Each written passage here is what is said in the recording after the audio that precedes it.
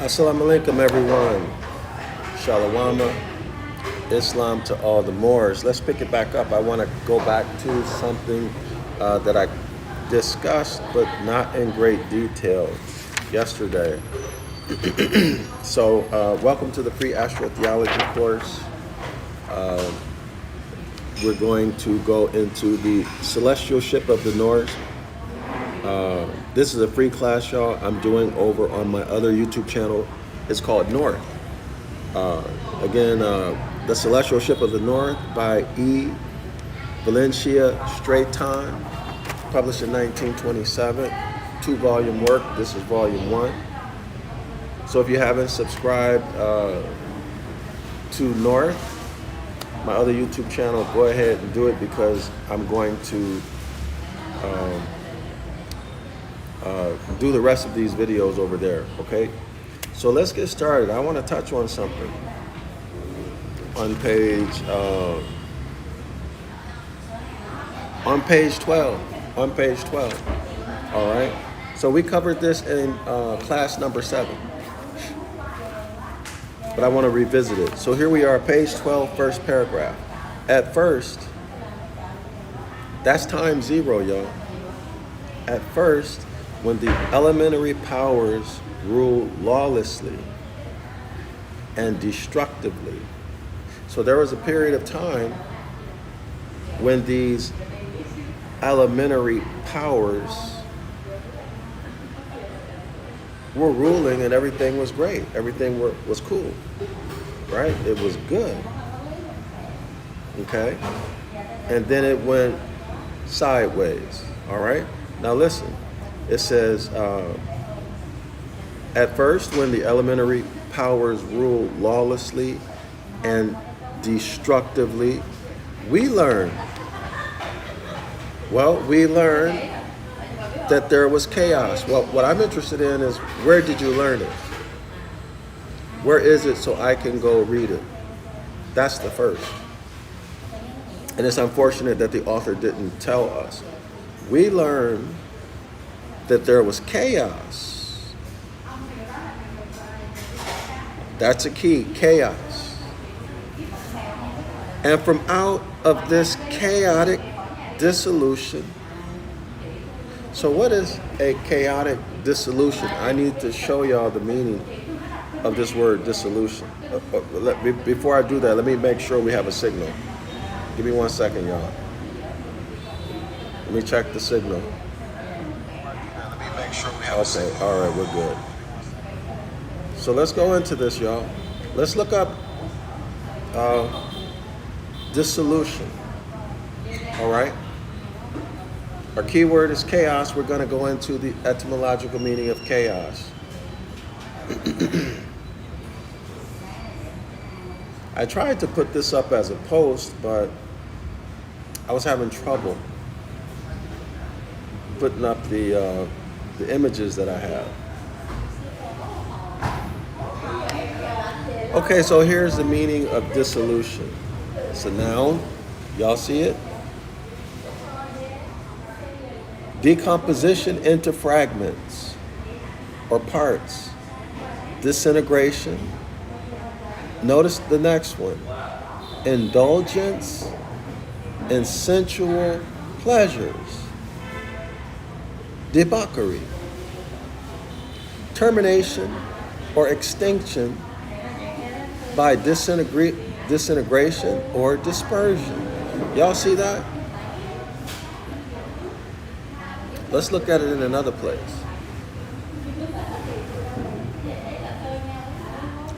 Here we go. So take a look at this one.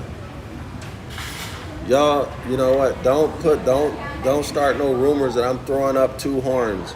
You see the width of my phone? I'm trying to hold my phone so it doesn't break, okay? Don't start no nasty, vicious rumors.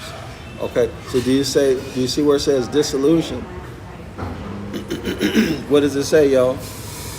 The act or process of ending an official organization or legal agreement. the act or process of ending an official organization or legal agreement. How about a paradigm? How about a way of life? Do y'all see that? How about ending the age of the celestial ship of the north, of the circumpolar zodiac presentation? How about that, y'all, right? So, for example, look at the example they give. Hold on. Give me 1 second, y'all.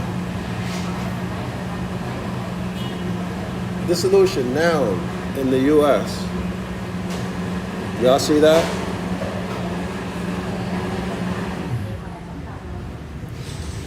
The ending of especially an official organization or legal arrangement, the dissolution of the Spanish Empire. Okay, y'all? Okay, now let's continue in this. We learned that there was chaos. Let me go back.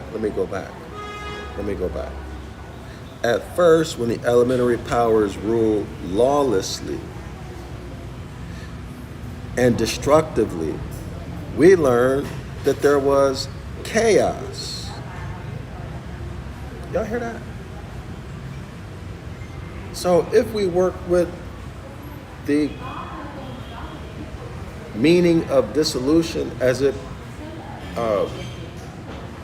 relates to contracts, this would be the ending of an official organization or way of life, a paradigm.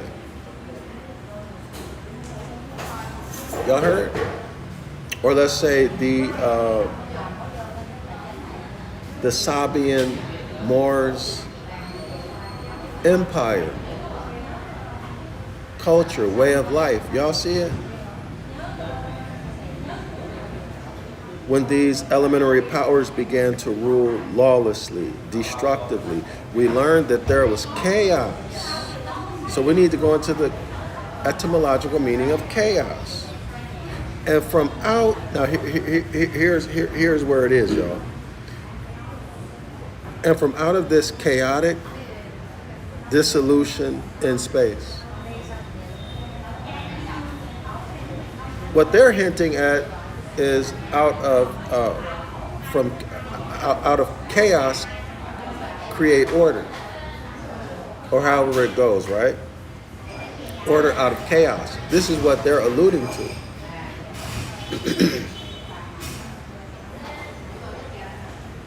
And from out of the chaotic dissolution of the Sabian Moors culture, paradigm, and way of life, okay? And from out of this chaotic dissolution in space, as above, so below, y'all, okay? I'm relating what happened celestially to what happened on planet Earth with us, with our ancestors. Actually with us, right? Because we are our fathers, literally. So let's continue. Creation brought, now we know that there's no such thing as creation. There is only forming and reforming, right? Or transformation. But it's saying here creation, so let's roll with it. Creation brought with it the beginnings of mythology. So in other words, mythology has its origin in vice, in corruption, in destruction. Do y'all get that? Do y'all see it?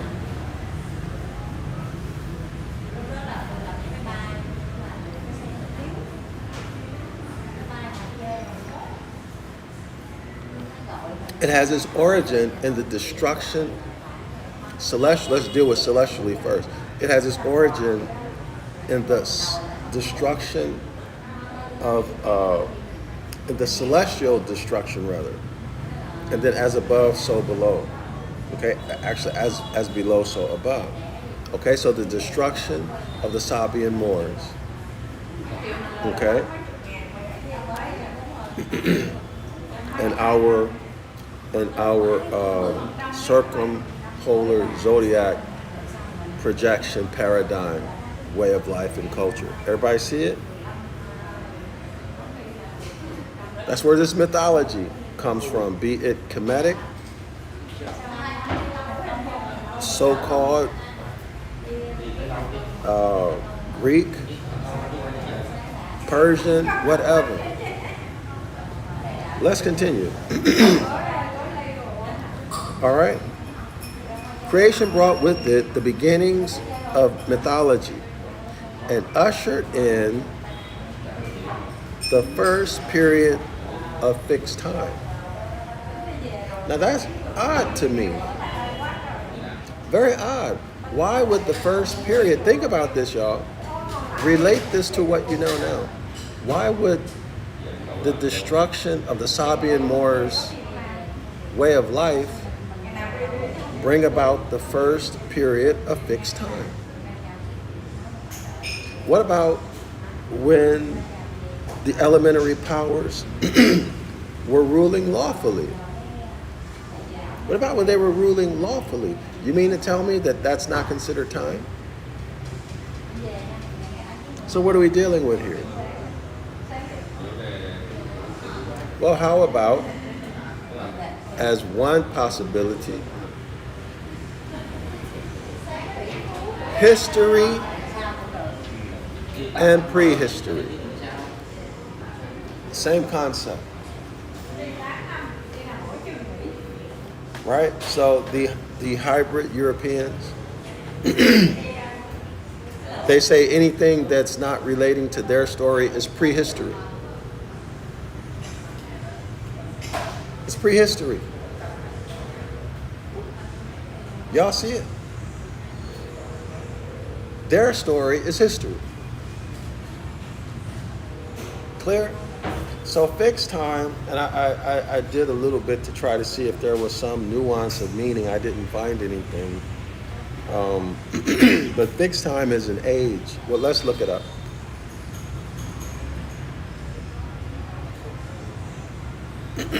Excuse me, y'all.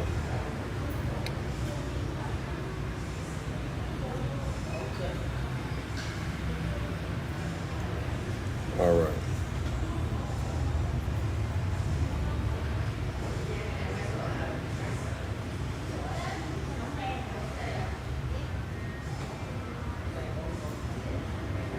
So give me 1 second. No, this is... So periods of fixed time and age, chapter, day, digital duration, life course, lifetime. Okay, y'all? Life course, lifetime, and things like that. Let me show you.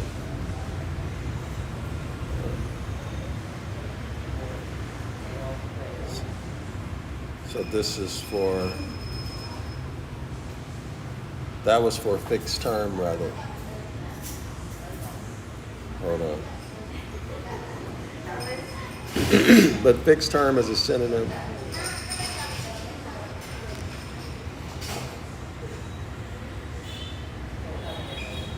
Okay, let me go back.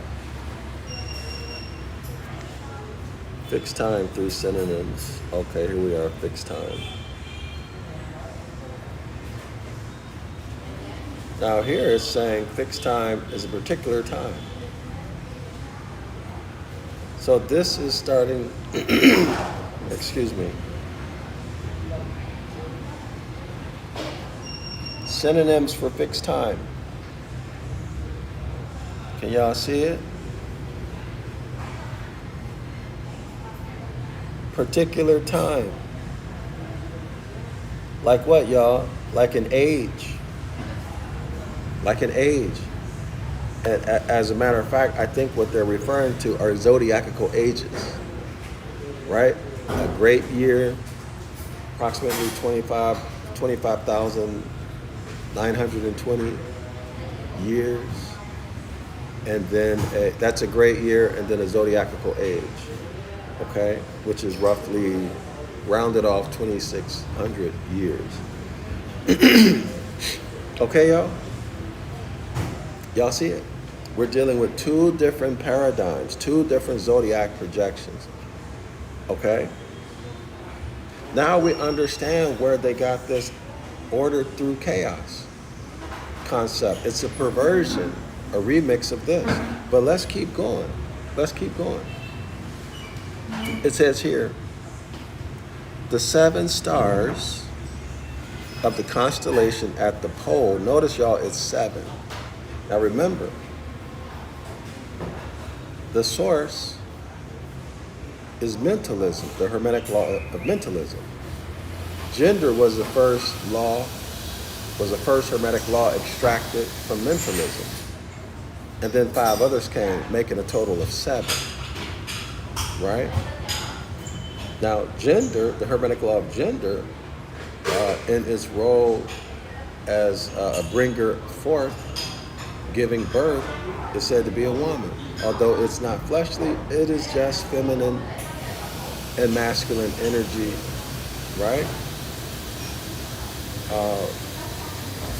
Metaphorically spoken of as a woman because of the function, the bringing forth function across all kingdoms, okay? From plants, minerals, microbial, flesh and blood, you name it, across all kingdoms, okay? It's involved. Now, 7, so the Great Mother is produced. This is Hathor in Kemet in Egypt. Hathor produces the 7 stars, or the Great Bear, in the north, the northern celestial pole region. Okay, y'all? Then after that, Hathor produces the first sun, as it were, right? And she was the Immaculate Mother. He wasn't the Immaculate Son. She's the Immaculate Mother. And she produces a son, not a fleshly son, because it's celestial, remember, y'all? And then, well, and what that means is that Sut, which is the son's name, was predominantly masculine energy. And that was the first. Y'all got it?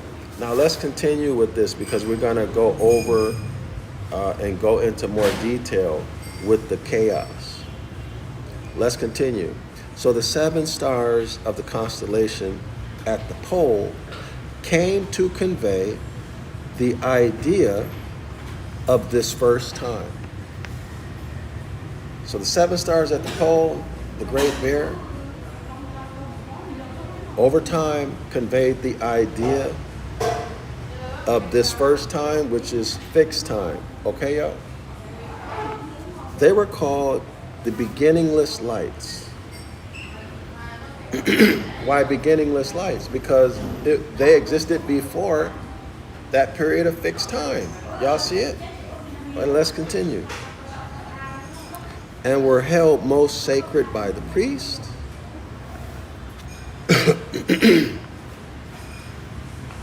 And here I think he's talking about under the solar zodiac. Definitely not under the, I need to come up with an expression, not under the circumpolar zodiac projection paradigm. Okay? Priest has to do with religion. So he would be talking about academics, okay, the scholars, okay, the professionals, etc. All right, and they were held most sacred by the priest. And many of the observations, no religion, observations and the information given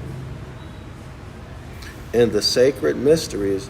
Oh, so definitely this is the solar zodiac projection, because he's talking about mysteries, hidden information, right?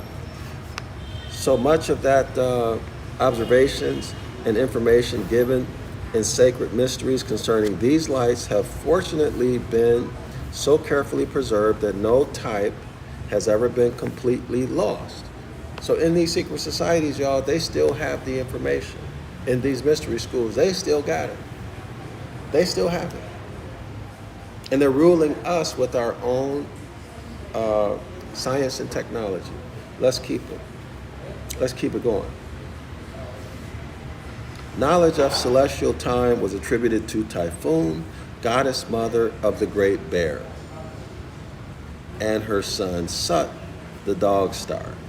When she made her first cycle around the North Pole, when the Great Mother, when she made her first cycle around the North Pole at the rising of the dog star in the south, the first year or cycle of time was accomplished, of which Sut was made the announcer. Only in upper and lower heaven were given at this period. It was before the four corners. It was before the four corners. Y'all remember the four corners are the cardinal points. Summer solstice, autumn equinox, winter solstice, spring equinox. Okay? The cross. Okay, y'all? It was before that ever happened. Listen. It was before the four corners or cardinal points had been represented, and before the equinoxes or solstices had been established. This fulfillment of the first year of time remains fixed in the planisphere forever. Y'all hear that? And regardless of all changes, they add to the stories that we made up. They create new stories, new mythologies, right? No matter what they do, what does it say? This origin has never been entirely lost or superseded. Superseded meaning replaced. Okay, it was found in the heaven above and reflected in earth below. So how was it reflected? Last video, last class in class number 7, I talked about that and Moses giving a witness, right? Calling the heavens as a witness against his people. He continues, and I'm going somewhere, y'all. Just be patient. I'm going somewhere with this. And will remain a witness of the early Sabian time, or Sabian time, however you want to pronounce it, which began with the old mother Typhon and her son Sut. Now, this, I haven't worked this out, or I'm not comfortable exactly with it. It talks about this first period of fixed time, and then in the next paragraph, it talks about this fulfillment of the first year of time remains fixed. So is this period of fixed time, or is this a different period of fixed time? Is this when it says this fulfillment of the first year of time remains fixed in the planisphere forever? Is that talking about the first revolution? Oh, by the way, so I was doing some extra study and came across that revolution, curve, and circle, they have the same meaning. They're synonymous. The mother of revolution, the mother of circles. Y'all see it? The mother of cycles of time. The mother of curves. Right? A circle is curved. So we have circle there. And then those 7 stars, that's the circle 7. Y'all see it? This is before there ever was. This is before the 4 corners. This is before the cardinal points. So it will be just a complete circle, y'all. Just a complete circle. Okay? With the 7 inside of it. But anyway, let me keep it moving. Let me keep it moving. Let's go down to the last paragraph on page. We're on page 16. Last paragraph on page 16. The last sentence.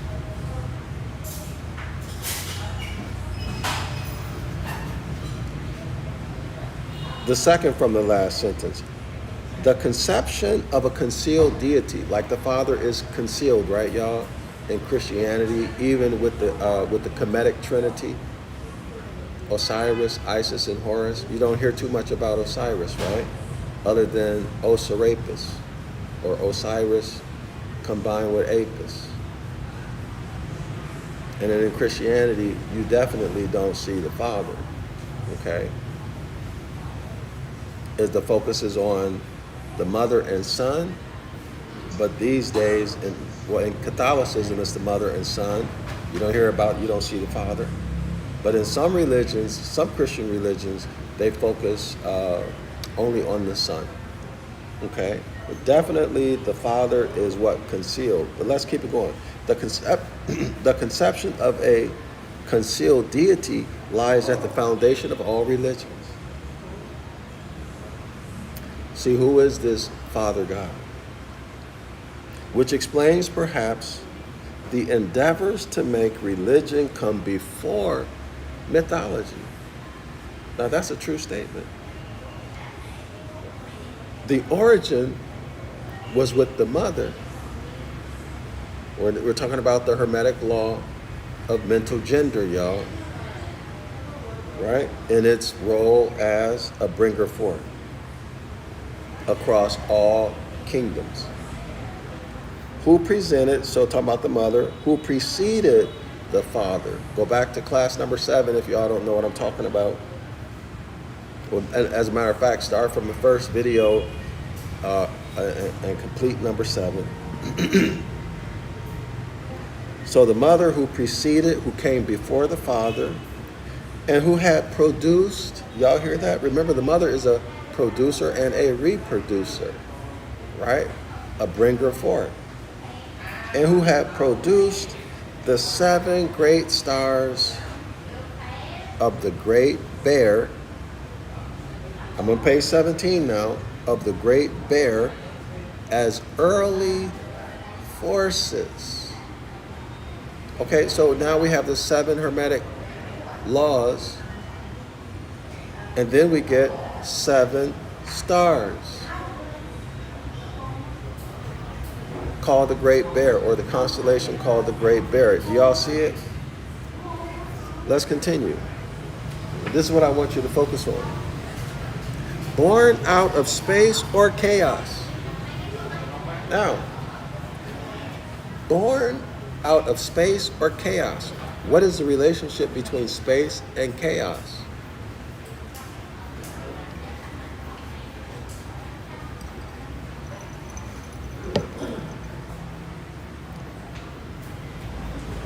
So we need to relate this back to the first paragraph on page 16, which reads, at first, when the elementary powers rule lawlessly and destructively, we learned that there was chaos.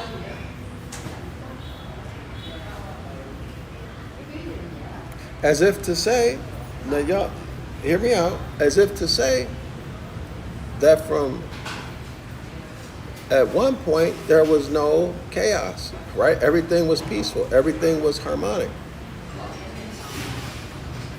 right? No problems. And then all of a sudden, boom, lawlessness starts to occur. And things began to be destroyed. Things began to fall apart. Y'all see it? Things began to fall apart. The Sabian Moors' culture and way of life was destroyed. Speaking in terms of contract right now. Okay, y'all? But let's go back here on page 17. Talking about the Great Bear. All right? So the great mother who preceded the Father and who had produced the first seven great stars the first seven great stars of the bear as early forces. See, that's mirroring the Hermetic laws, the seven Hermetic laws, seven great stars, born out of space or chaos. Now they're saying that space and chaos are synonymous. So how is it that space is lawlessness? How can that be? Does everyone see it? Now, I don't know if this author is speaking intentionally at different different levels, but academically, I can tell you this. This author is using a definition of chaos in an improper way because it's out of chronology. Y'all hear me? She's using the modern day or the connotative meaning of chaos, which came about sometime in the 1600s AD. Sometime around the 1600s AD. So she committed an error. I don't know if she did it on purpose. Because remember, there are multiple layers, multiple meanings that you can find not only in scripture, but in these type of books, y'all. Okay? So if you don't know anything about connotative and denotative linguistics, then you would never catch this. So let's get into it. First, let me show you. This is page 16. So take a look, y'all, where my finger is. Okay, we're talking about the great mother who produced the seven stars of the great bear. Okay? Now let's go over to page 17, first paragraph. So it continues with the great bear. Y'all see that, where my fingers are? Produced the great bear as early forces born out of space or chaos. Y'all see that? Called creative forces by all ancient people. Now, we're dealing with the Hermetic laws, right? Okay, so what's the meaning of this chaos? Let me see if I can, I have it on my tablet. Excuse me.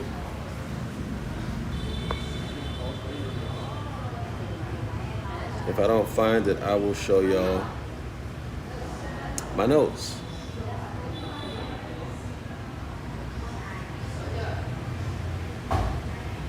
Now here is the modern definition of chaos. Y'all see that? Chaos, noun, a condition or place of great disorder or confusion, a disorderly mess, a jumble. The disordered state of unformed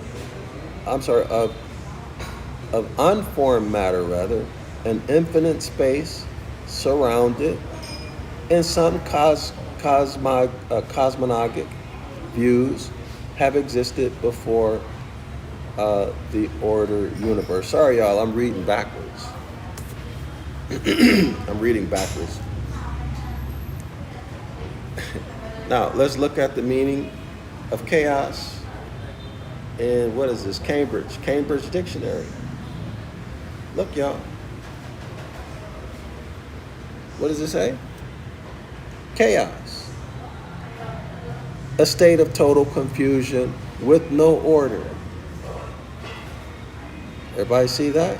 A state of total confusion with no order.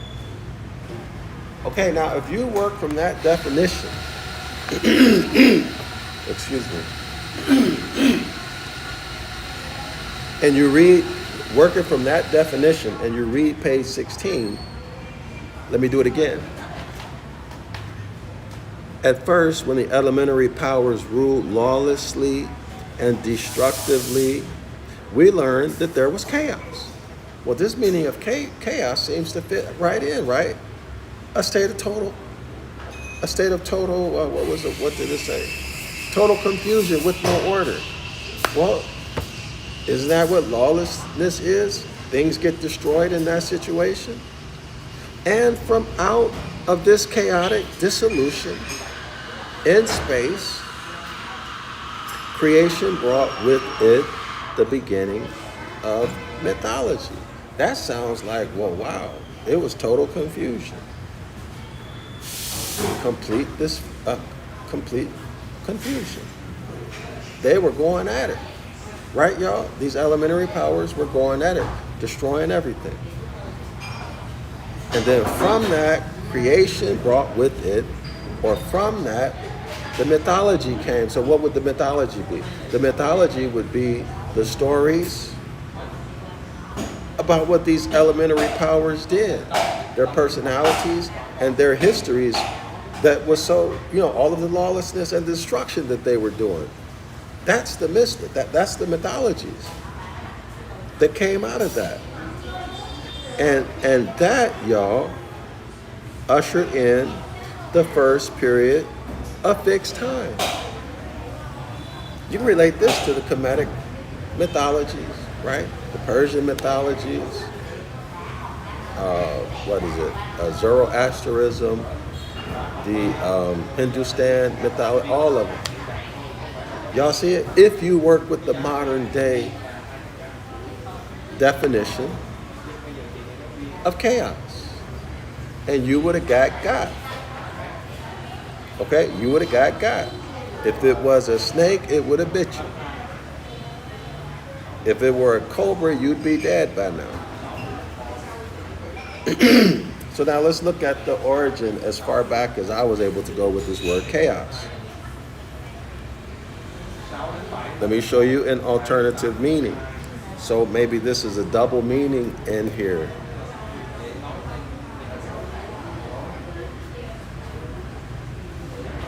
And I hope y'all can appreciate this.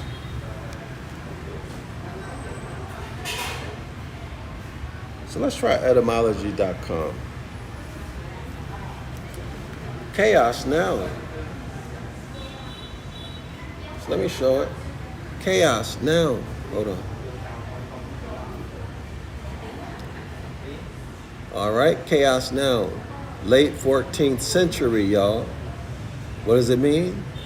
Gaping void. Empty, immeasurable space. From Old French chaos around the 14th century. After AD. Or directly from Latin, chaos, from Greek. Okay, y'all, from Greek, what does it say? Greek is older than Latin, right?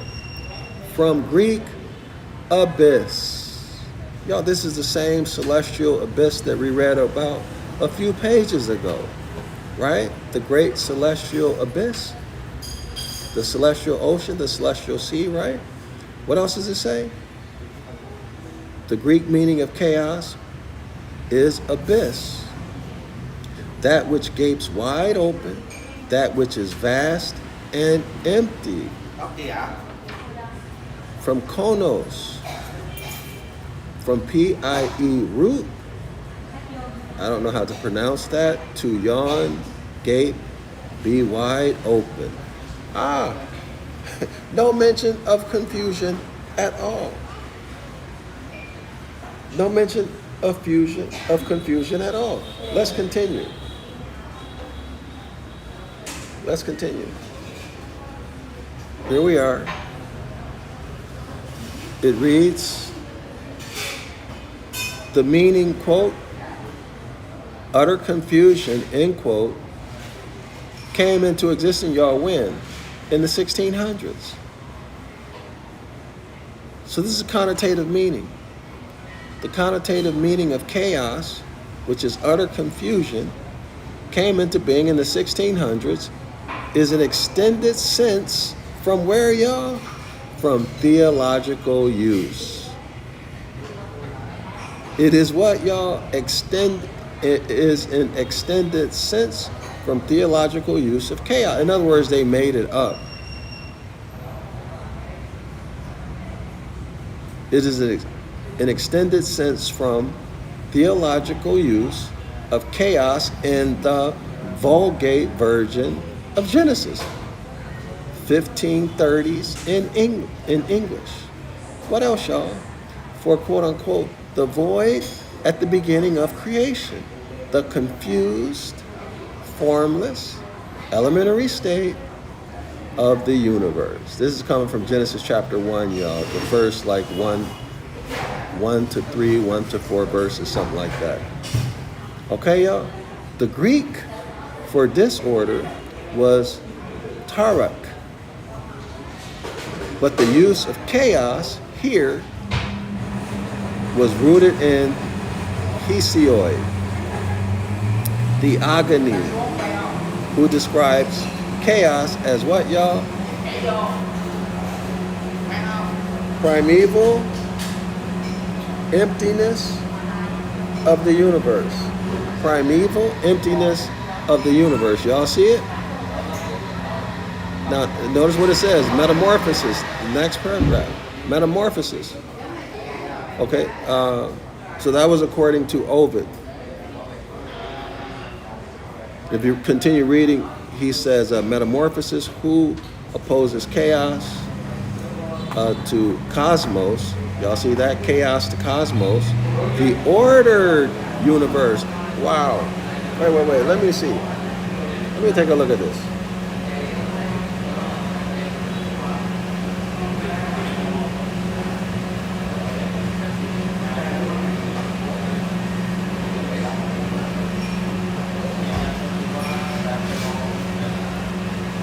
Who describes, okay, so I need to go, I'm trying to understand what he means by opposes.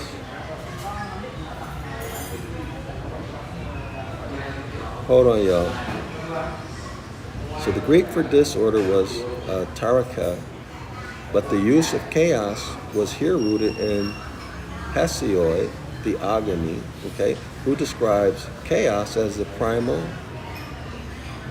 emptiness of the universe, and in Ovid, who opposes chaos to cosmos. So is he saying cosmos has the opposite meaning of chaos?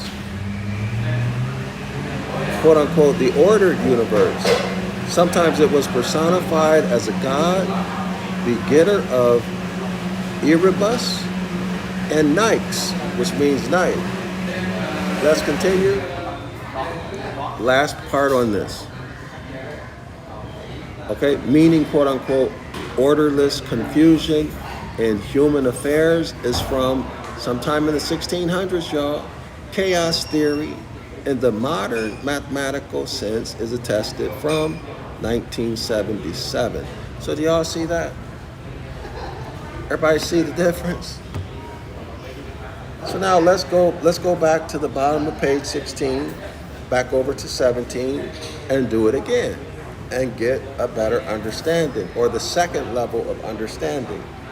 The origin was with the mother, who preceded the father, and who had produced the first 7 great stars of the bear as early forces. As early forces. See, not physical people. Born, that is, produced, right? Generated, formed out of space or chaos. not confusion, not lawlessness, not any destruction of anything, or the dissolution or disintegration of anything. Absolutely not. Okay, born out of space or chaos. And what was it called, y'all? What was that birthing process in the vast abyss called by the ancient people? What does it say here, y'all? Called creative forces by all ancient people. Oh, wait a minute. The creative forces are the Hermetic laws. Do y'all see it? The creative forces are the Hermetic laws. These creative forces, these 7 Hermetic laws, these 7 stars of the Great Bear,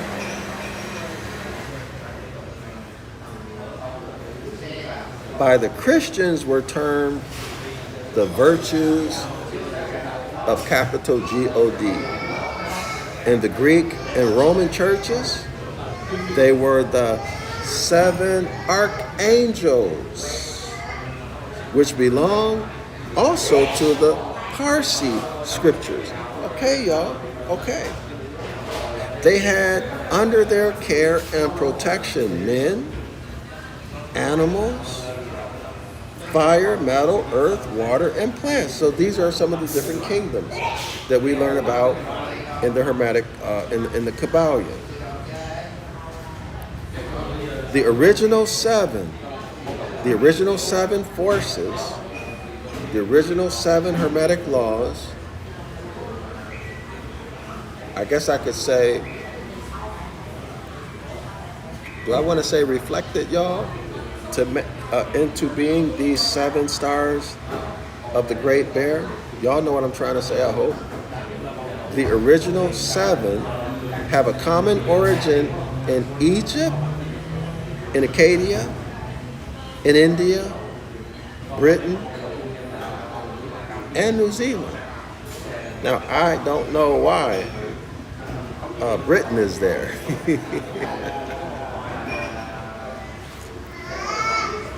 Or New Zealand. But I will find out. Let me show y'all this. So y'all, if you're interested, you can look at my my notes, my margin notes, if y'all want. If you're interested in that, that's chaos. So I write them for me, for my purposes. So if you can understand them, that's fine. But at least it'll give you a start. And if you're not used to taking notes, you can learn how to take notes from this, okay? Or at least get an idea.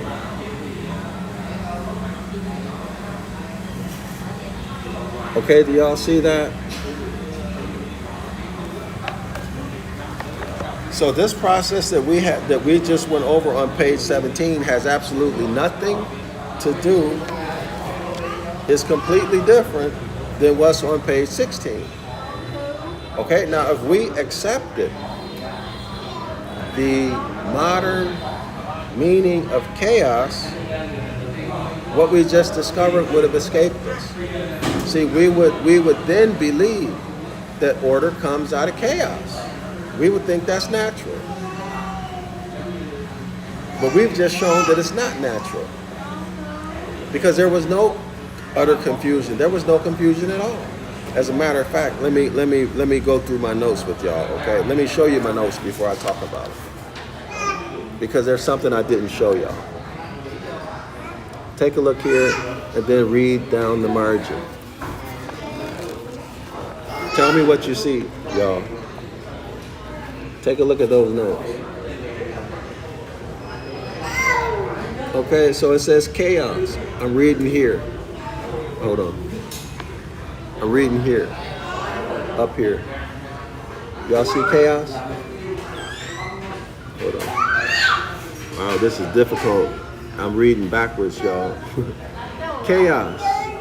Borrowed from a Greek word meaning, quote unquote, abyss or emptiness that existed before anything physical was created or came into being. English, quote unquote, chaos. Follow the arrow all the way down, y'all. Let's see what English. Okay, let's see how this. Now, so the English meaning of chaos is what, y'all? Okay, it says 1400s AD. What is it called by the English, y'all? What did the meaning change to? Abyss of Tartarus. The underworld. Look what I put in parentheses. Tartary. Tartarian. I'm going to come back to that. Number 3. The triangle means change, y'all.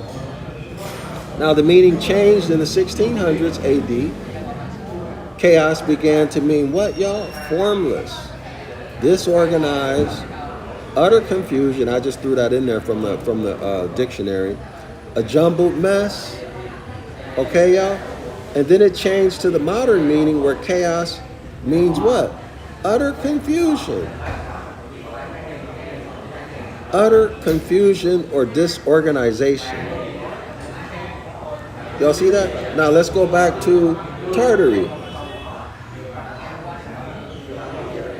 Let's go back to Tartary.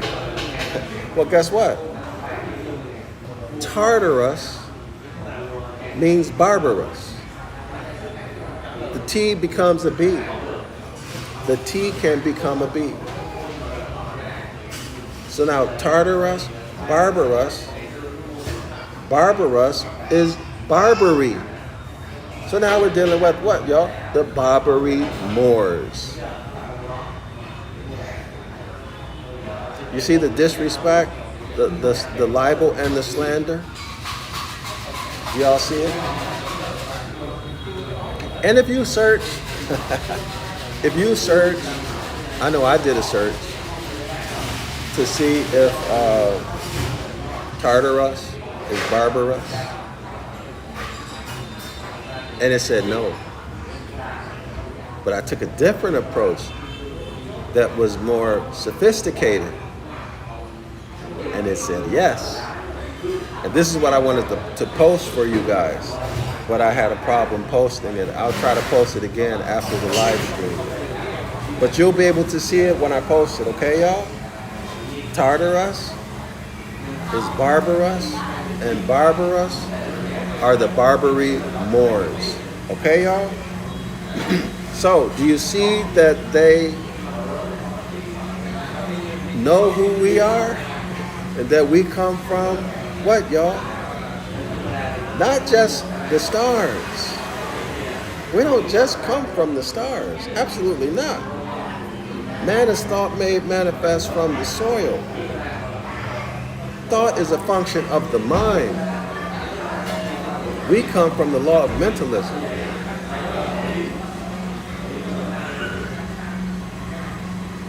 Which extracted out of itself. So mentalism is consciousness. All consciousness, all intelligence, all creativity, all imagination, all that there ever could have been, will be, and is. Okay? Thought is a function of that. Okay? Mentalism extracted out of itself the law of gender and the other hermetic laws. That's what we are, y'all. Not just of the stars. No, we're of the laws that produced the stars and that produced everything else. That's who we are. That's why when the Moor speaks, the Moor is speaking law. And whatever you say can and will be used against you.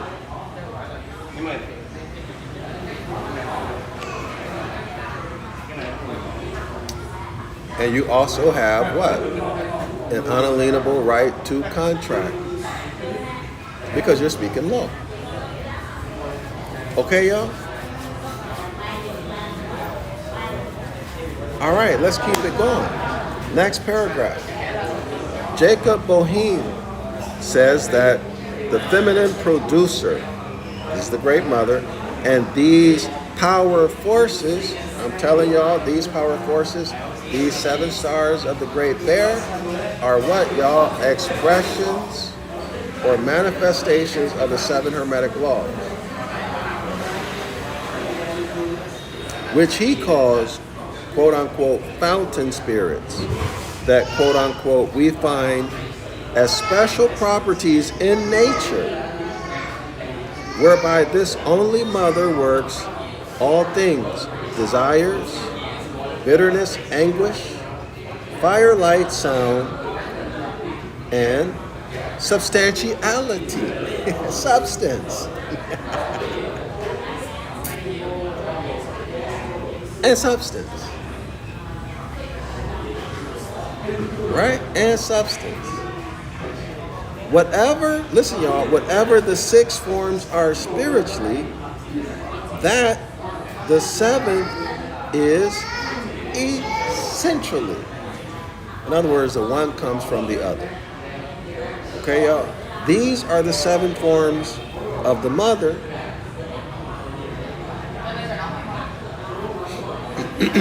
Of all being, from whence all that is in the world is generated. Y'all see that? All that is in the world is generated from those 7 Hermetic laws. And the law of gender is involved in every in everything, in every kingdom. Okay, y'all see it? And again, in his theosophy. Oh, let me go back. I need to stop. I meant to bring out, y'all, that this, when we go back to chaos, this utter confusion and disintegration came from religion. It came from religion through the solar zodiac projection. I forgot to emphasize that. Let me go back. That was my whole point of doing this, and I forgot.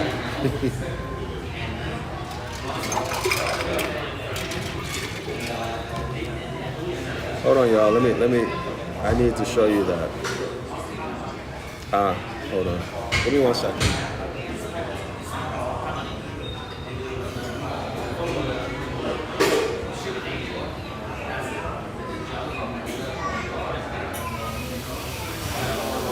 Here it is.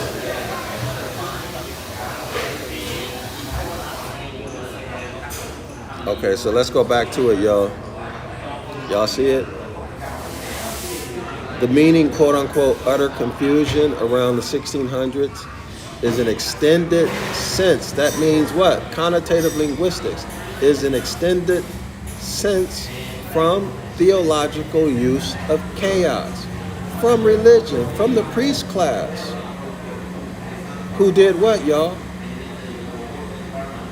These scribes who translated the Vulgate version of Genesis. Do y'all see that?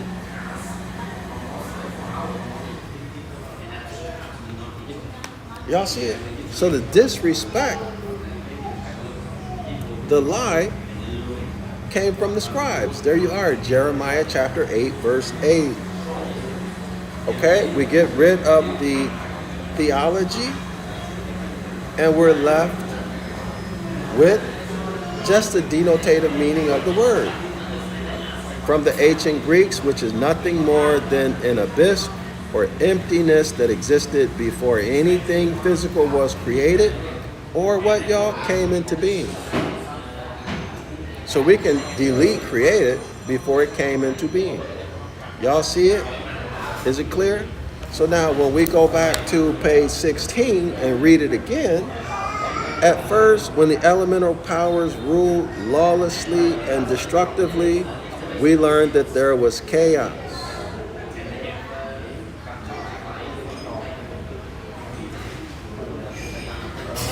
We learned that there was a great abyss. That's all. We learned that there was an emptiness or abyss that existed before anything physical came into being. So now, this author is stuck. Because I don't accept the assertion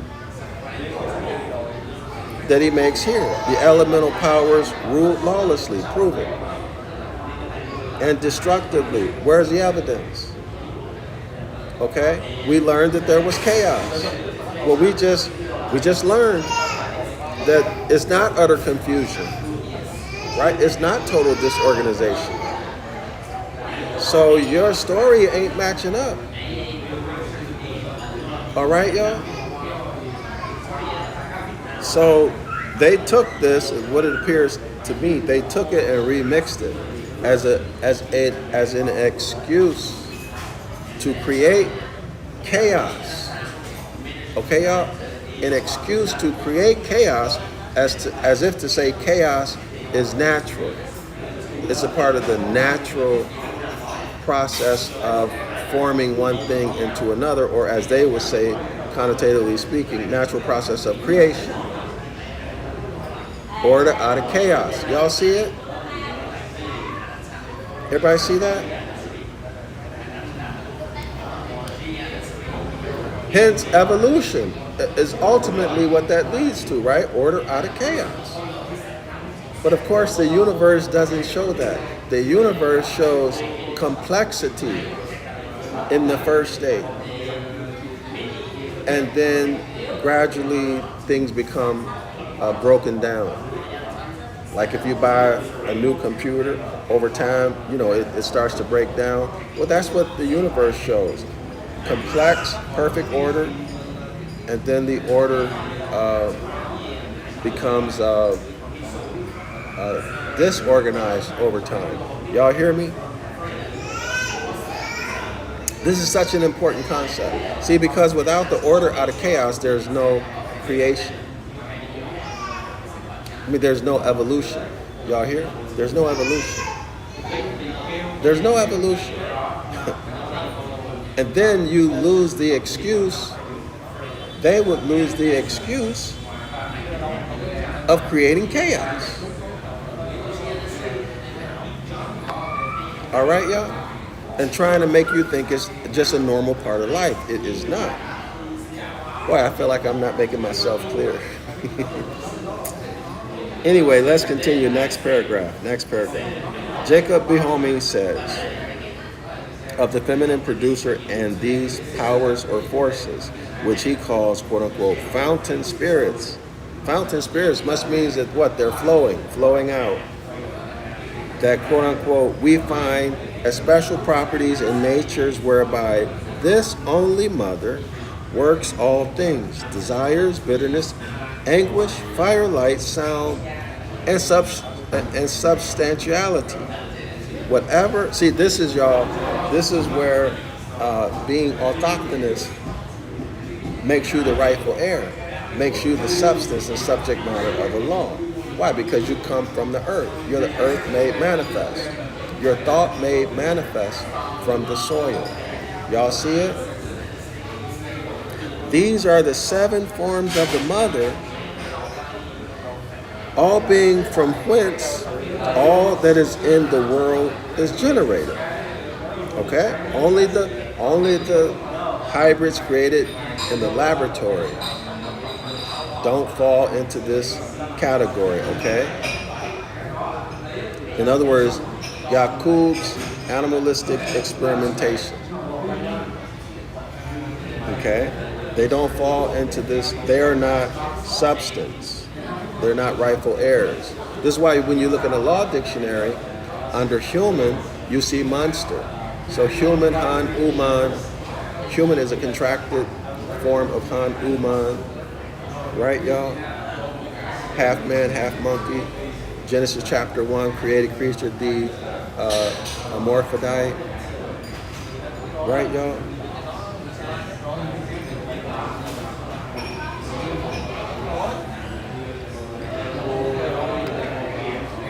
And therefore the human, the Han Uman, the troglodyte, is non-descendable, although born in marriage or born from the womb, as the Law Dictionary says. Okay, y'all? So let's keep going. And again, in his Theosophy, he says, the Creator hath, in the body of this world, generated himself,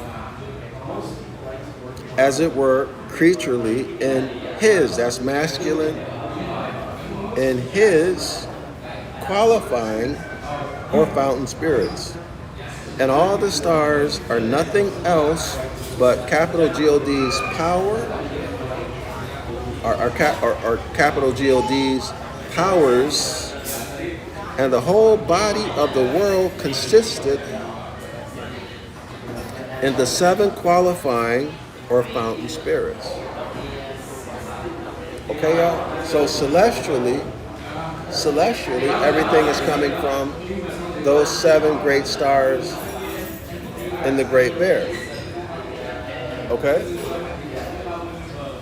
But energetically, or when we deal with the Hermetic laws,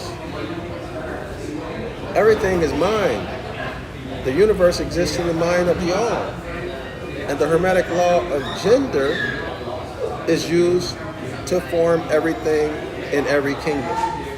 It is feminine because of the role it plays in giving birth. But here you see the religionist in the solar zodiac projection. They make the mother, the great mother, Hathor, they make her into he and him, and the father, and the what, y'all? The capital C creator. All right, y'all? Now let's keep it going. As a matter of fact, give me 1 second, y'all. I want to look something up.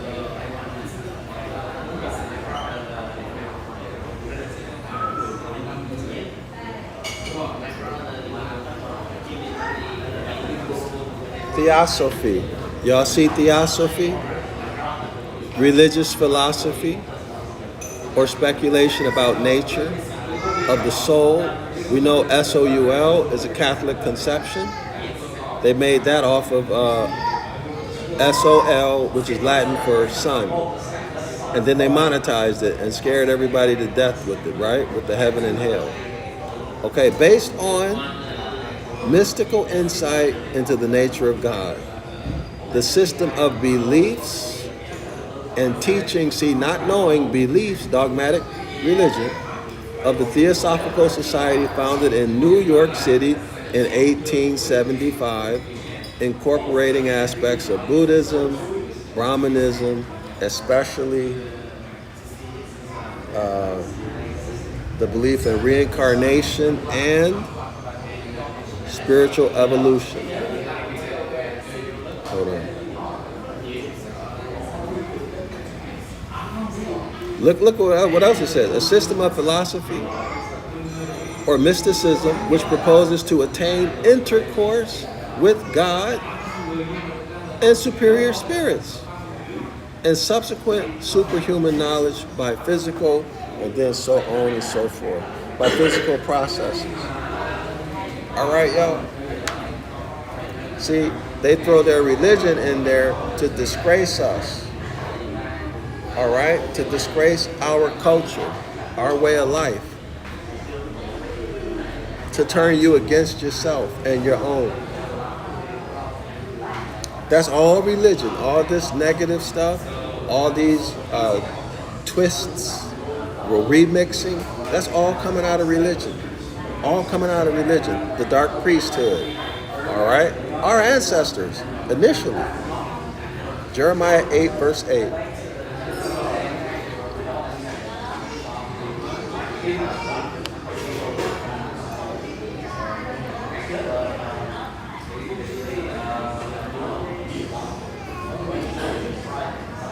So let's continue.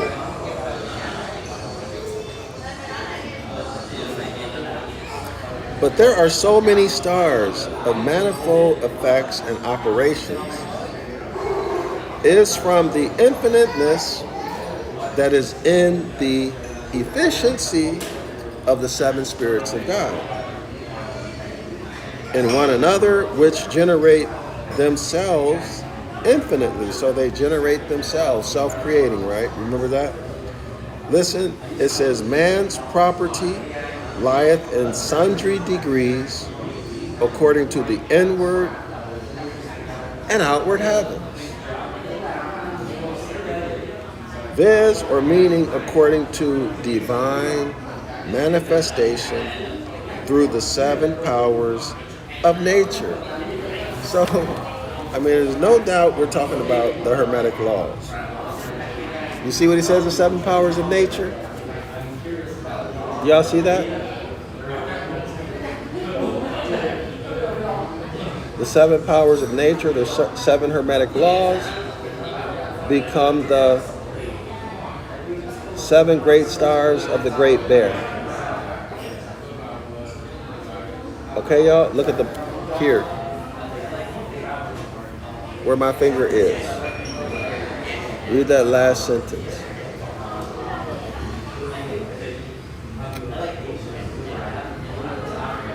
The seven powers of nature. Do y'all see it? The seven powers of nature.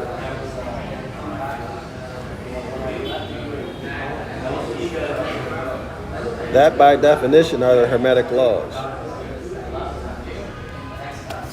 Okay?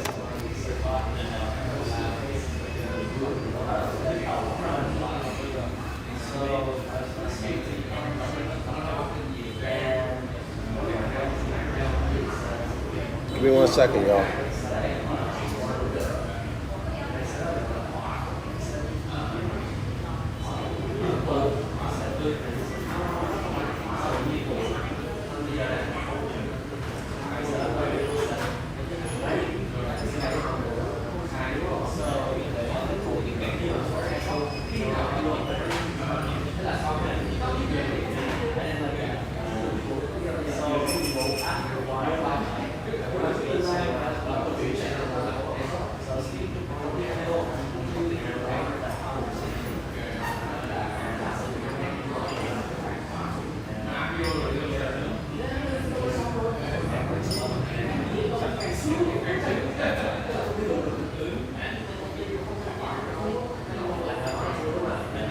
One moment.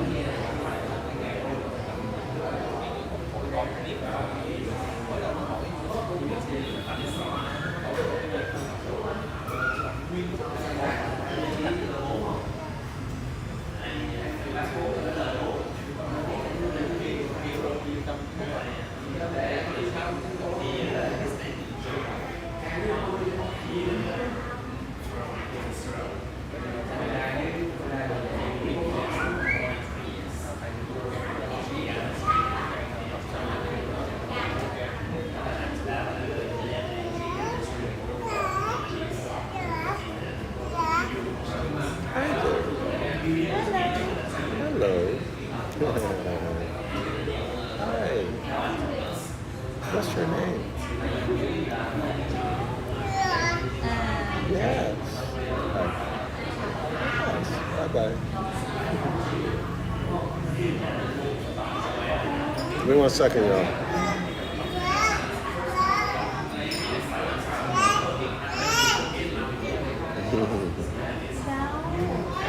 He looks like he's about, how old is he?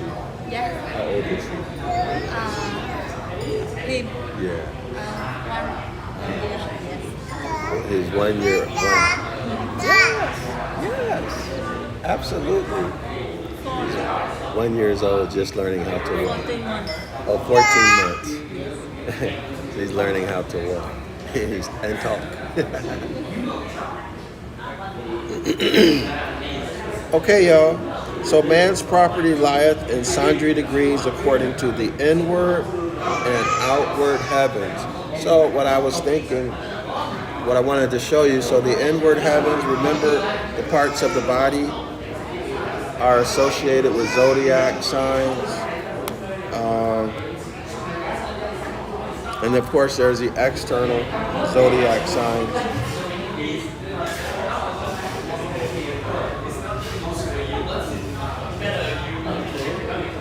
So what it's saying is that that's governed by the seven powers, or the seven hermetic laws, or celestially the seven stars of the Great Bear. Okay, y'all? Now let's keep it going. These were the mystical seven, first found in the seven large stars of the constellation of the Great Bear. All right, now, see y'all, we're getting into circle 7 again. 7 was first found in the stars, the 7 stars of the Great Bear. Everything else that's following these 7s, or that's of 7, goes back to the 7 stars of the Great Bear. Okay, y'all? These were the mystical 7 found in the 7 large stars of the constellation of the Great Bear, and representing the first Great Mother in her likeness as mother, in her likeness as mother of the first elementary forces and of time. Oh, did y'all hear that?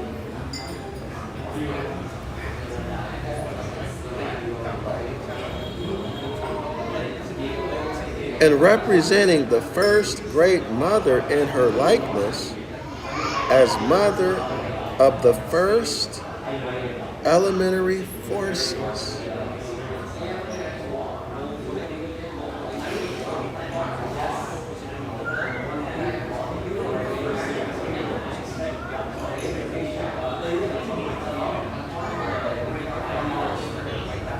In her likeness. So I'm going back over to page 16.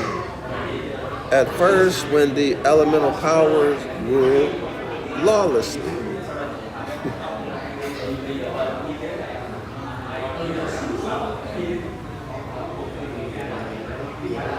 So the 7 great powers represent the first Great Mother in her likeness as mother of the first elementary powers. Powers are forces, right, y'all? And of time. Now I'm trying to put this together in my mind.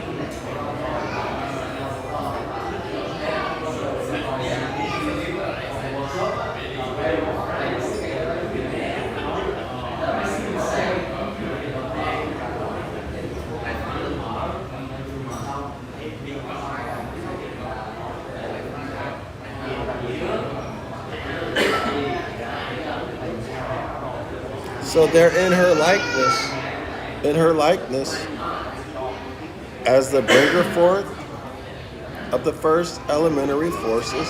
So what are these elementary forces? What are these elementary powers? That's what I want to know. Because here it appears that the 7 powers are not the same as the elemental powers on page 16. Let me show you why. 17 again. These were the mystical 7 first found in the 7 large stars of the constellation of the Great Bear. All right. So this mystical 7, and representing the first Great Mother, so they represent the first Great Mother. And then it says, in her likeness as mother. Okay, they represent the first Great Mother in her likeness as mother of the first elementary forces of time. So it has to be different. The elemental powers are not the seven powers, i.e. the Hermetic laws, i.e. the seven great stars, unless there's something we don't know. But they appear to be different. So who or what are these elemental powers? Why is it vague and ambiguous? These are the ones, these elemental powers are supposed to have been lawless and destructive. And their lawless, destructive lifestyle led to the beginning of mythology and the first period of fixed time. So who the hell are they? Or what the hell is it? Y'all see what I'm saying? Because this idea of chaos that we looked at is misleading in that paragraph on page 16. I hope y'all agree with me. I hope I was able to prove it to you. But anyway, let's keep it going. When the solar period was established, when the solar zodiac projection replaced the circumpolar zodiac projection through warfare, violence, replaced the mothership of the North. When the solar period was established, these became the seven souls of Ra. Oh, so here's one of those mythologies that came into being from page 16. So the seven Hermetic laws become the seven great stars of the Great Bear, which is good, which is right. But then when they waged warfare on us, the Sabian Moors, and they sought to end Sabian time told by the stars,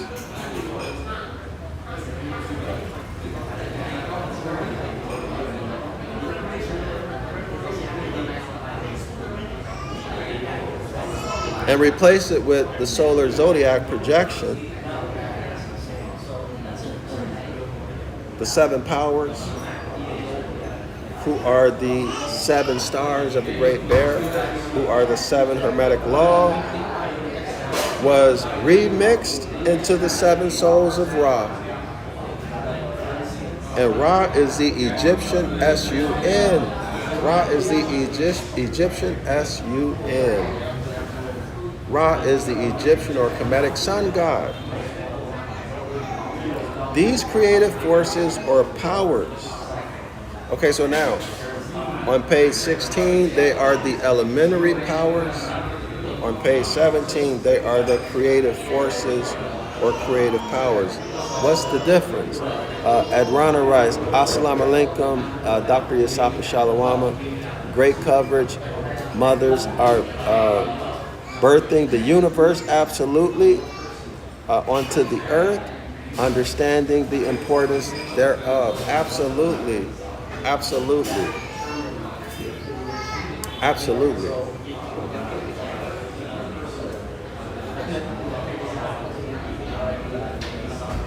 I sure would like to know what else you have to say on that topic, Adrana. I really, really would. These creative forces or powers were always known as lowercase gods, and the higher gods of antiquity were always sons of the mother before they became sons of a father. Y'all see the remix? You see the remix? Under the solar zodiac system, the Elohim or the connotatively speaking gods in the solar zodiac projection are masculine. Not only masculine, but flesh and blood, men. In other words, a patriarchy. Also deities, right? Also deities. Okay? But let's continue, y'all. All right, so under the mother, they were always feminine. I'm sorry, let me repeat that. Under the mother, I lost my, I have to go back, y'all.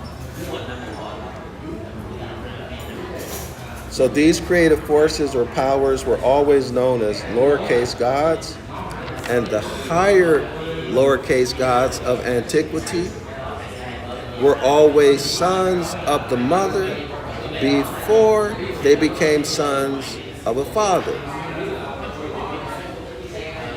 JC, the son of a father, right? Now listen, scholars, it continues. Sut, S-U-T, Horus, Shu, and others never had a father. They never had a father. That changed under the solar zodiac projection. Remember the Trinity? The Father, the Mother, and the Son? Osiris, Isis, and Horus? The next sentence reads, in their origins, they were male-female. Absolutely. All of us, everything is male-female, right? Masculine energy and feminine energy. As were all the ancient lowercase gods. Do y'all see the perversion? See, the Hermetic law of mental gender is masculine energy or positive energy or kato on one end, at the extreme end of the same line. You go to the other extreme end, it's feminine energy, which is also called negative energy or anode. So masculine and feminine energy, negative and positive energy, anode and cathode, it's the same.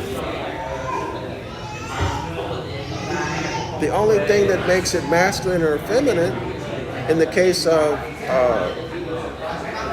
gender being a woman, is its role as a bringer forth. But outside of that role, fleshly men have more masculine energy. Fleshly women have more feminine energy. And it's the same across all other kingdoms, all of the Hermetic kingdoms. Y'all see what I'm saying? But listen to this. In their origins, they were male-female. Negative, positive, anode, cathode. Masculine, feminine, right? Actually, it's masculine, feminine, and not male-female. Male-female is animals. Okay, y'all? It's animals. As were all the ancient lowercase gods. Zeus, y'all, was often called the beautiful virgin. Now, this is the mythology that did not exist until when, y'all? Until this overthrow took place. Go back to page 16. At first, when the elementary powers ruled lawlessly and destructively, we learned that there was chaos. But in fact, there was not chaos. There was no confusion. There was no disintegration. But what there was, as a matter of fact, let me show it. Let me refresh our memory.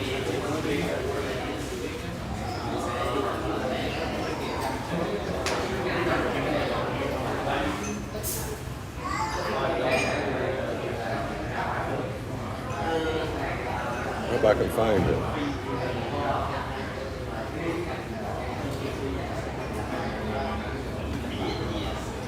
But what was there? There was a destruction of a way of life, of an empire, the Sabian Empire.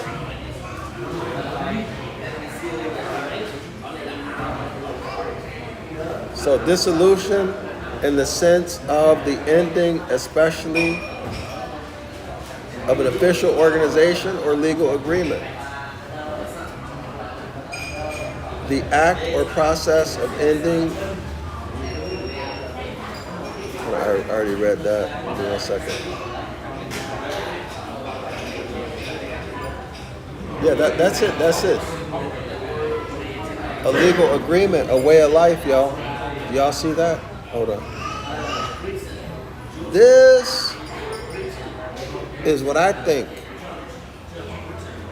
the sense of the word dissolution is talking about, and we're dealing with a text that has double meaning, y'all. Y'all see what I'm saying? The act or process of ending an official organization or legal agreement. So, for example, the Most High made a covenant with the house of Yasharallah. It's called what? They call it the Old Covenant, or the Old Testament, or the Ten Commandments. Everybody follow what I'm saying? All right. So let's go back to page 18.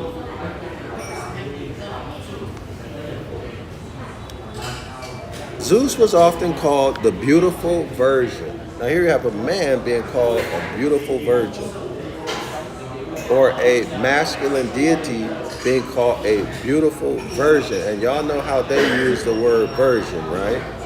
A woman who never had sex. Venus, now we're talking about the mythology. We're talking about the mythology that came after the takeover.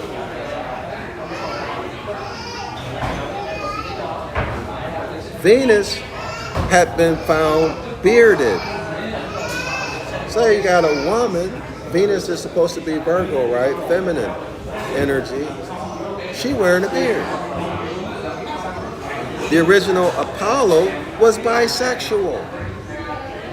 See, y'all, these mythologies came after the takeover. Okay? Through violence and warfare, through trickery and deception. Same stuff they do now, they did then. And these were our ancestors. These were not hybrid troglodyte niggers. This is Jeremiah 8, verse 8. The scribes who wrote lies in the Bible. Also, those who sought to do what? Change times and seasons. Well, absolutely. They changed time quite literally. From the Sabian or Sabian time, telling time by the stars, the circumpolar zodiac projection, right? The celestial ship of the north, they changed that to the solar zodiac projection. All right, y'all?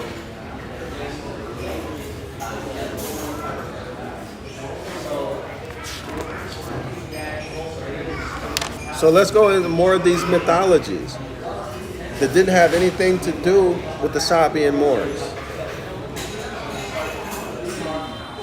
All right, so Apollo was bisexual. Horus is given in both sexes. So you see Horus sometimes as a man, Horus sometimes as a woman. Of course, masculine and feminine energy are present in all, but they perverted it, or rather perverted it into a tranny type of thing, or a homo type of thing. Y'all see it? Osiris and Isis, that's the father and the mother, are found to interchange.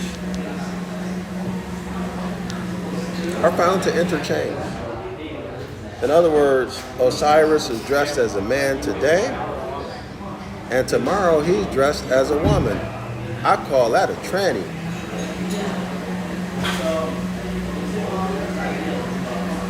So y'all, please don't be offended. But the point I'm trying to make is that those who took over and did this transition intentionally perverted the law of gender. They made it into a sexual thing, into a physical thing. Now I know that, we were taught years ago that the Europeans misinterpreted what our ancestors were, what they were doing.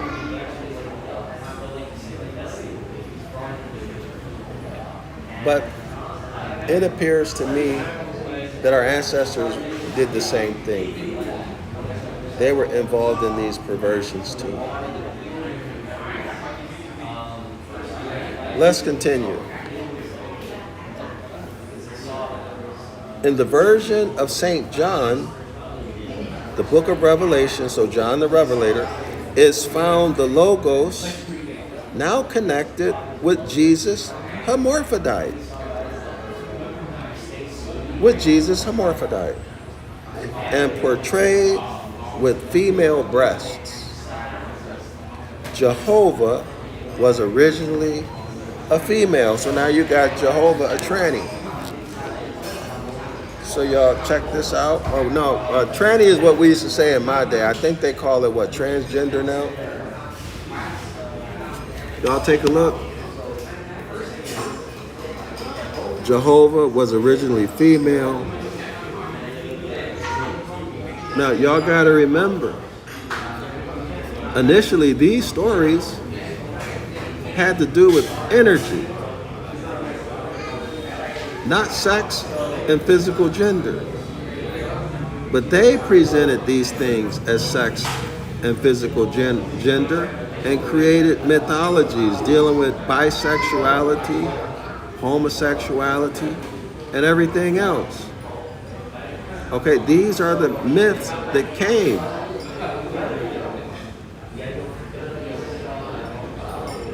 As a result of the takeover. And it makes perfect sense, right?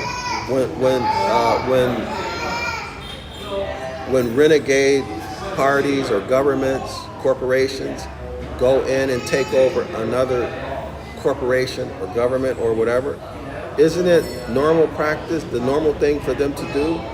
To start lying, to make you, to distort, to disgrace and degrade your culture, your stories, your myths, your heroes, make you ashamed of them, push you away from them, and if they catch you living your culture, the principles of your culture, there's a punishment, perhaps even death for that. So there's nothing new with what they've done with these mythologies. Okay, same thing they do today, conquerors do today, they did back then. Let's go to the next paragraph. On a Babylonian tablet, Venus is depicted as male at sunrise and female at sunset. To the Peruvians, Venus was a morning star called, quote unquote, the youth with the curling locks. Philo tells us that Astarte placed on her head a bull's horn as a symbol of her lordship and male-female nature. In Sanskrit writings, it was said that the bull was eaten as food, but that the cow was too sacred as she was the mother of life. These were types of the early mother. Now, if they had good intentions, if they represented masculine and feminine energy concretely so we could understand it, that's fine. There's nothing wrong with that. But when you have mythologies, when there are mythologies that promote, let's say, man-on-man sex, and it's supposed to be of the gods, no, that's not what our ancestors meant. The masculine, the mental law of gender is simply masculine and feminine energy, negative and positive energy, ano and cathode. It's the same energy, okay? A majority of masculine energy makes it masculine. It has nothing to do with sex. Nothing to do with physical gender. A preponderance of feminine energy or negative energy makes it feminine. Nothing to do with sex, nothing to do with gender or sex organs.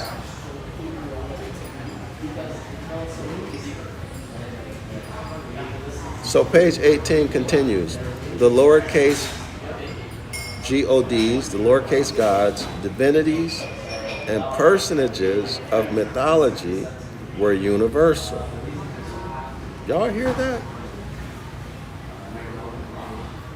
So these mythologies became universal under the solar zodiac projection. And we know that because on page 16, it tells us.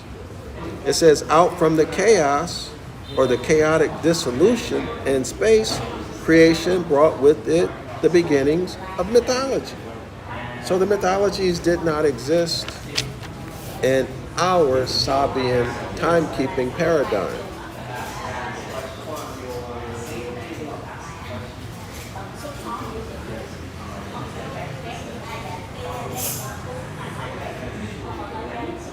Y'all see what I'm saying? They were made secret and divine because they never existed. These gods, divinities, and personages of mythology were universal. They became universal only under the solar zodiac projection. So it's not ancient. It's about 6,000 to 10,000 years old. And what, y'all? They were made secret and divine. In other words, they were made a mystery because they were never human. In other words, they never breathed the breath of life. They never took a breath of air. They never walked one step on planet Earth or anywhere else.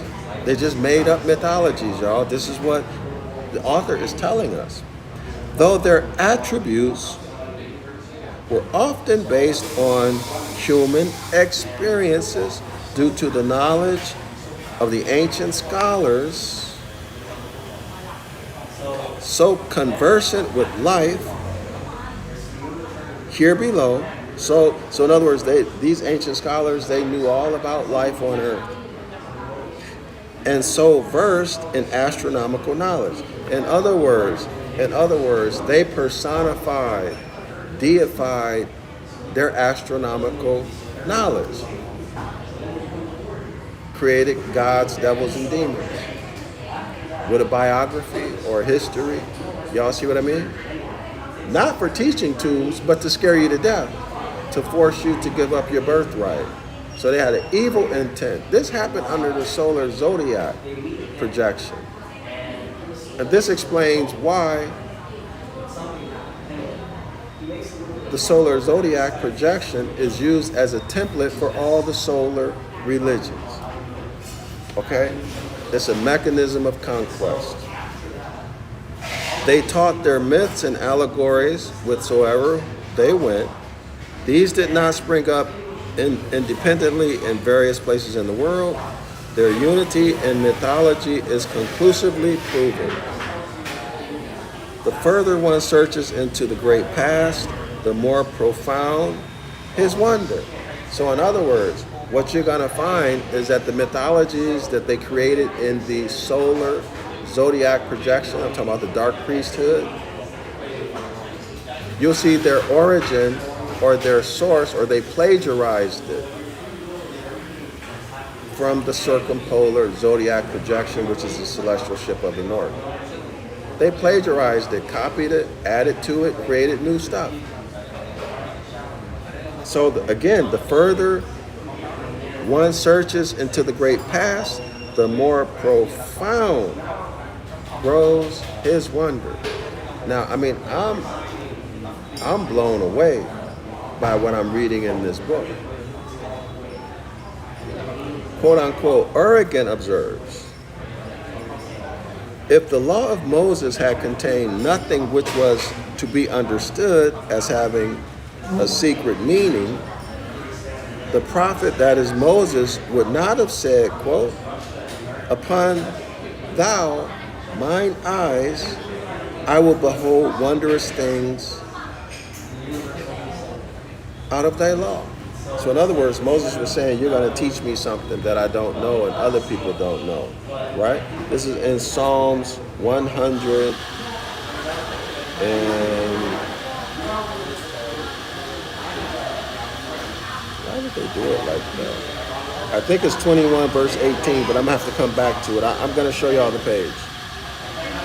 Whereas Moses knew that there was a veil of ignorance lying upon the heart of those who read and do not understand the figurative meanings.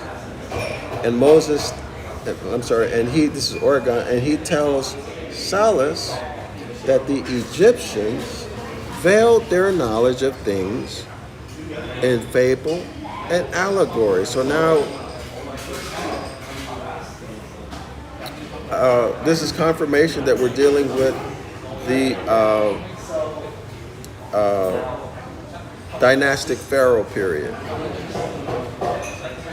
Okay, so the Egyptians hid their knowledge in things in fable and allegory. So y'all, this is mystery system. The learned may penetrate into the significance of all Oriental mysteries, but the vulgar can only see the exterior symbol. It is allowed by all who have any knowledge of the scriptures that everything is conveyed enigmatically. We have a footnote. This is coming from Gerald Massey, his book of the Beginnings, volume 2, page 184. Okay, y'all?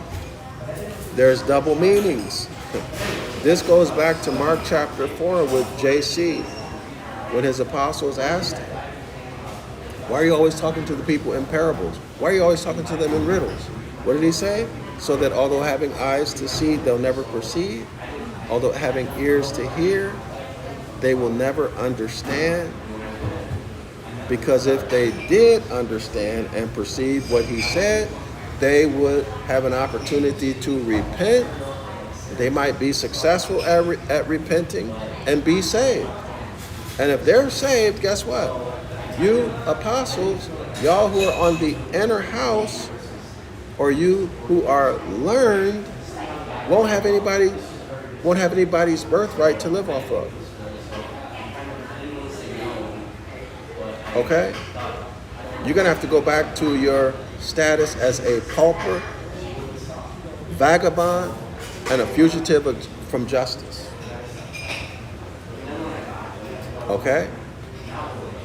If you're a hybrid, and if you are a Moor, and you are quote unquote breaking the Most High's commandments, what does it get you? Well, it gets you the curses. It gets you in the situation where you get bills of attainder, pains and suffering. As a matter of fact, I think it's Deuteronomy chapter 9. Let me see, y'all. Let me show y'all. If I remember correctly. Maybe Deuteronomy 9:4.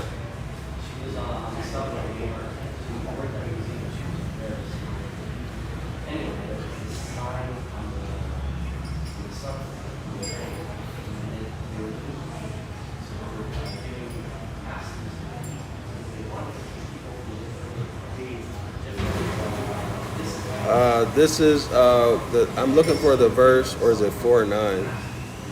Is it Deuteronomy? I'm looking for the verse where it talks about those who break the Most High's commandments. He hates them, and they will suffer. Their children, they and their children will suffer for 3 and 4 generations.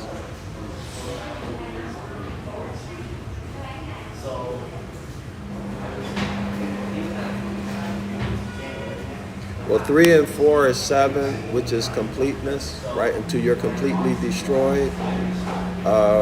In other words, until you hit Skid Row, right? And you decide that either I don't want to die, I'm going to change and live in harmony with the Most High. or I'm going to live harmonically with nature, or in religion you'd say, I'm going to keep the Most High's commandment, turn my life around. Right? You hit Skid Row. I'm looking for I don't remember what verse it is. Hold on. But anyway, y'all know what I'm talking about.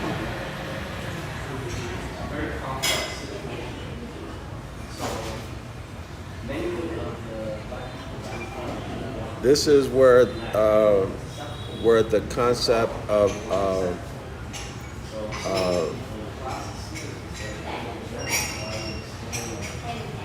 bills of attainder,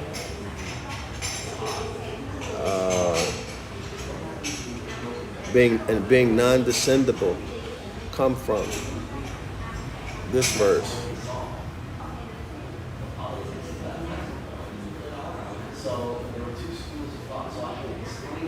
But y'all, that is that's a lawful concept. Okay? That's where it comes from. Hold on.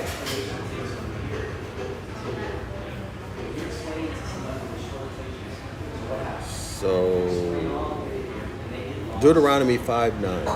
But there are other verses too on the topic.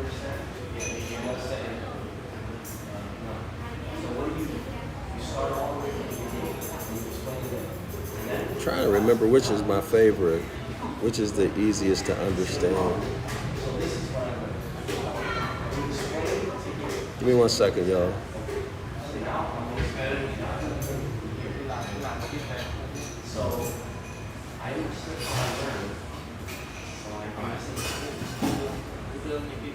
So this has to do with soiling the contract, the covenant, right, y'all? Corrupting the blood of the covenant.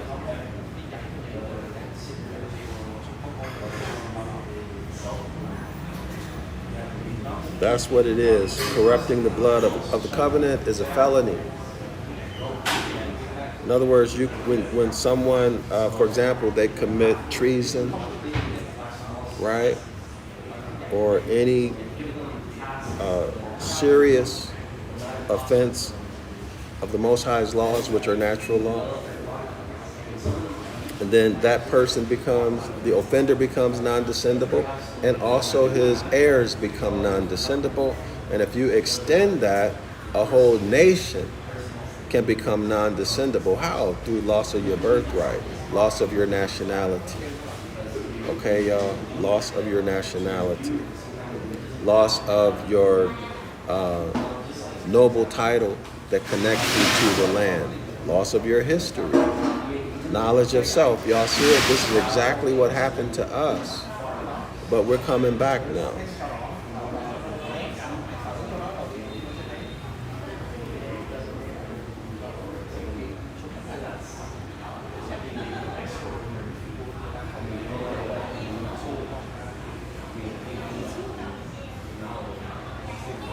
So y'all can look this up on your own.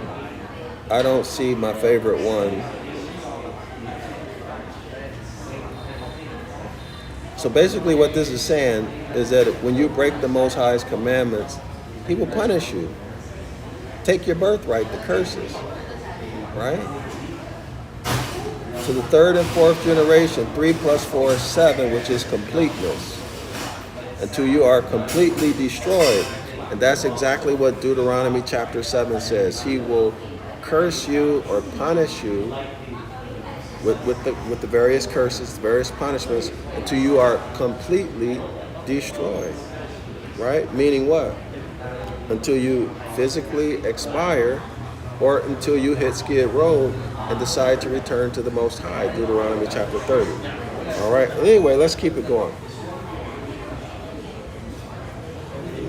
There's something I want to get to before I stop. So y'all be patient with me. Hang in there, okay? Because I'm also tired. But I want to get this information to you.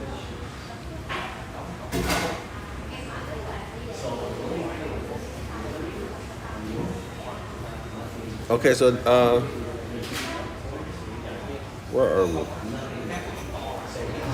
Oh, so we're on what page are we on? We're on page 19, y'all. Oh, I'm where I want to be. I'm where I want to be. First paragraph on page 19. The Egyptian Kefs or Cush became the Hebrew Shavak. Y'all check this out. Check this out. The Egyptian so wait. So Egypt and Hebrew, y'all, we're the same people. Same bloodline. Okay, the issue is not all of the separate nations from the table of nations. The issue is hybrid. The hybrids who are non-descendable,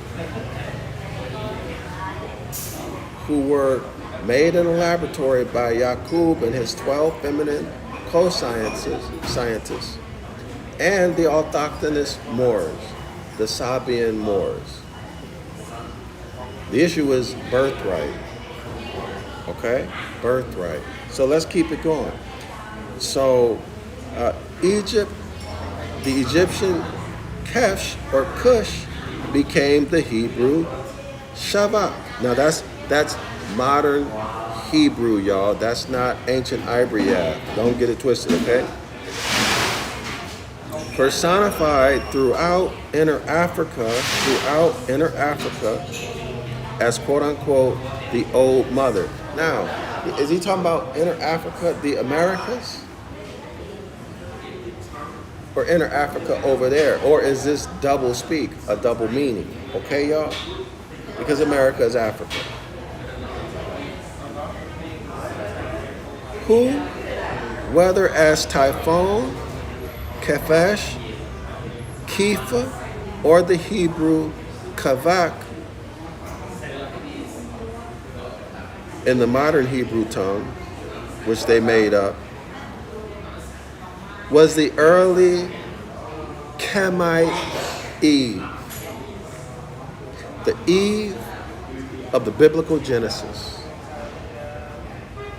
typifying the birthplace of existence, whether human or divine, meaning celestial. Tradition says that this earliest Camite Eve called Adam's second wife. Oh, is he talking about Eve in Genesis chapter 2, verse 7? Is Adam's second wife?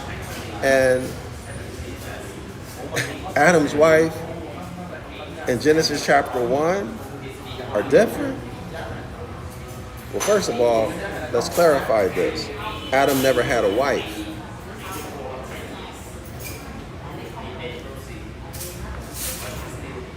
Adam never had a wife. There was never any corporate government or corporation giving Adam a license to marry someone. Make the distinction. Okay, y'all?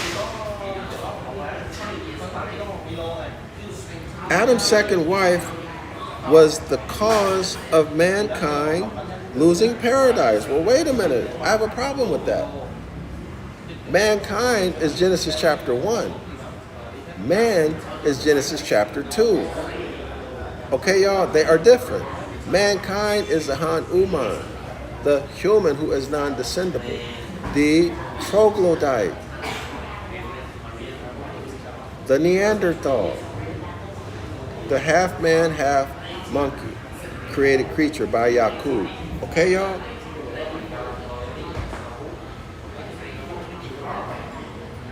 But let's continue reading what the author has to say. Adam's second wife was the cause of mankind losing paradise. That is not true. Mankind never had paradise. Okay? Mankind never had paradise. Mankind is non-descendable.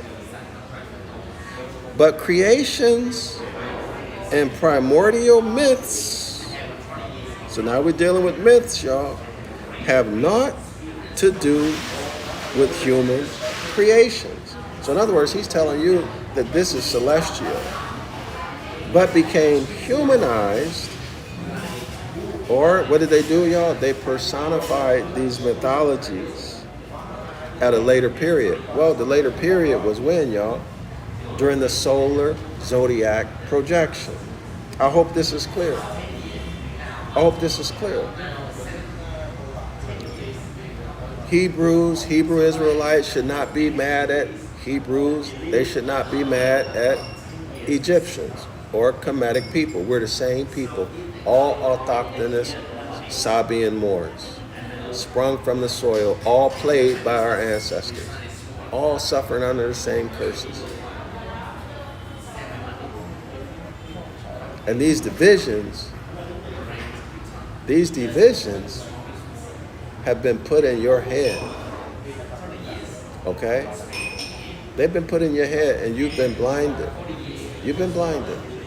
Whether you are following Kemetic religion or Christianity or Islam, any of that, you've been blinded. For all of the reasons that we've discussed up to this point. We are one people. Okay, just as before the solar zodiac projection, we were one people, one brotherhood, united, living in peace on planet Earth. When our head was in the circumpolar zodiac, when our head was the North Star, and our feet was the North Celestial Pole Star, and our feet were the Southern Celestial Pole Star. We were one people, united, one brotherhood, living in harmony with one another. Okay?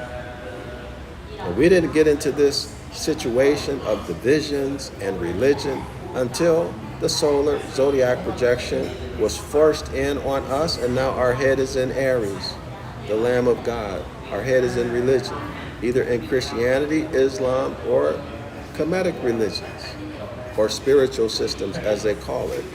Okay, it's still not the mindset of our ancient foremothers and forefathers. I hope everyone understands that. Let's keep going, because this is what I wanted to get to. He continues. So y'all, listen. All of this stuff is celestial. Now, but you must remember the Hermetic law of correspondence. As above, so below. As below, so above. Okay, y'all? But these mythologies were made up as part of a conquest operation. Didn't come about out of nature, good intentions and love and all of it. No. It came out of military conquest, physical and mental conquest. You got to keep that in mind, no matter how much you love Kemet, with the dynastic pharaohs and the gods and all of this stuff. It is what it is, y'all. These ancestors turned on us, and these pharaohs appear to be hybrids. That's all I'm saying. So that's coming out. That's coming from Yakub. And everybody know what his agenda and intentions were, what his purpose was. Let's continue. Page 19, continue. Next paragraph. The Egyptian Kepha, as the first mother, meant mystery. Talk about Eve, y'all. And can be identified as our Eve. She was the serpent woman. Well, wait a minute. So initially, the great mother was the serpent mother, right? She was depicted with a golden pyramid on her head, her bosom jet black, super abundantly black, with a serpent twined about her. Okay, so now they have applied this to Eve. She was a serpent woman, goddess of gestation, and in Egypt had a circle placed upon her head. The oldest subject matter in the world is found in the book of Genesis. Misconception, that's not true. Well, let me rephrase that. Let me say this. chapter 1 of the book of Genesis is known to have been inserted into the book of Genesis. And chapters and verses were not in the original document. They were also inserted there. Okay, so chapter 1 was inserted into the book of Genesis during or shortly after Babylonian captivity. It is said to be a rewrite of the Enuma Elish, the Babylonian creation story, but the Babylonians are also our people. But you have to understand. You have to understand. Jeremiah chapter 8, verse 8. And the quest to destroy your mind, to make you believe things that are not real as a military operation, i.e. solar religions, be it Christianity, Islam, or the Kemetic spiritual systems. Well, I'm probably making a lot of people upset right now, y'all, but I mean, y'all are reading it the same as I'm reading it, right?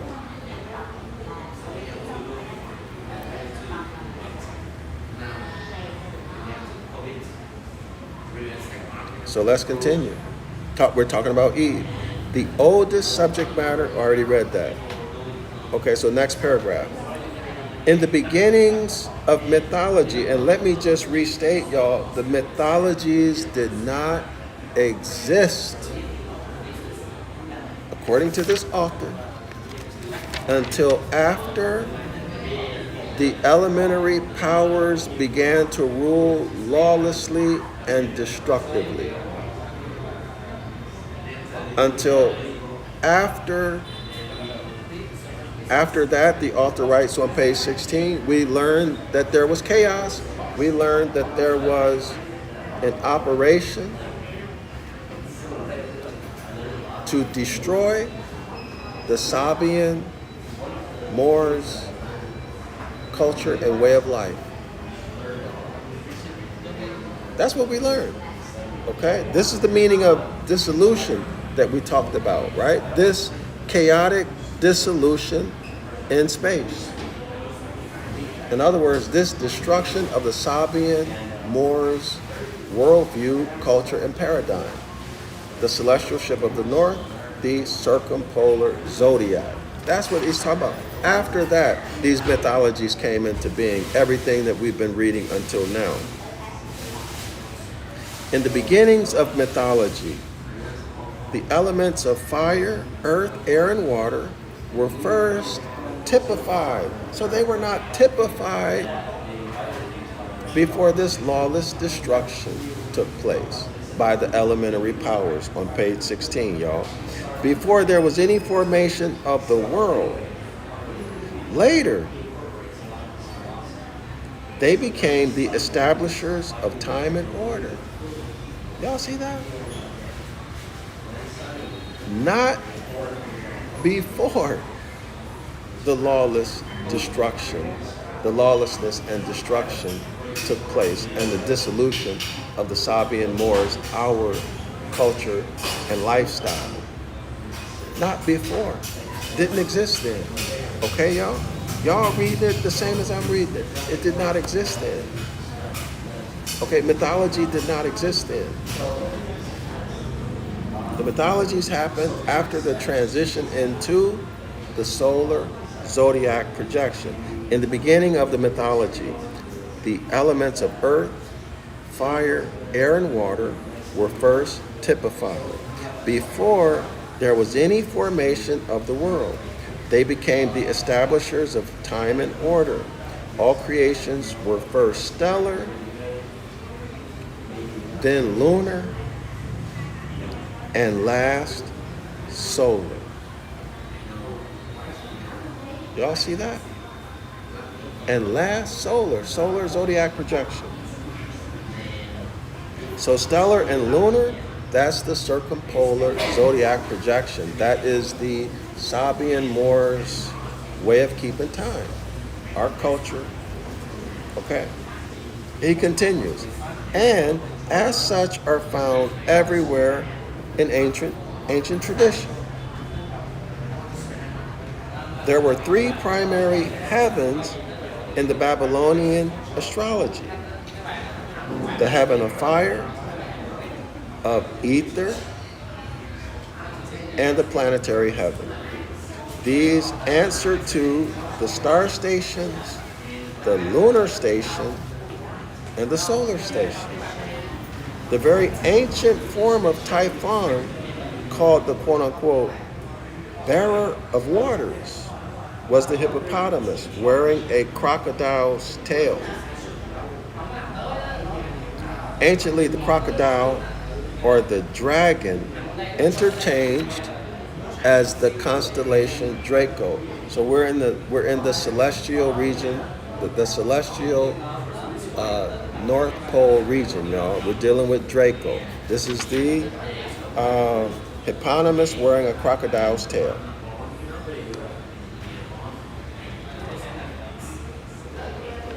All right. Adjoining that of the Great Bear. This was the old Typhoon who became outcast in later theology. Y'all see that? This is the old woman. This is the widow. This is our culture. The great mother, Hathor, became outcast in later theology. What later theology?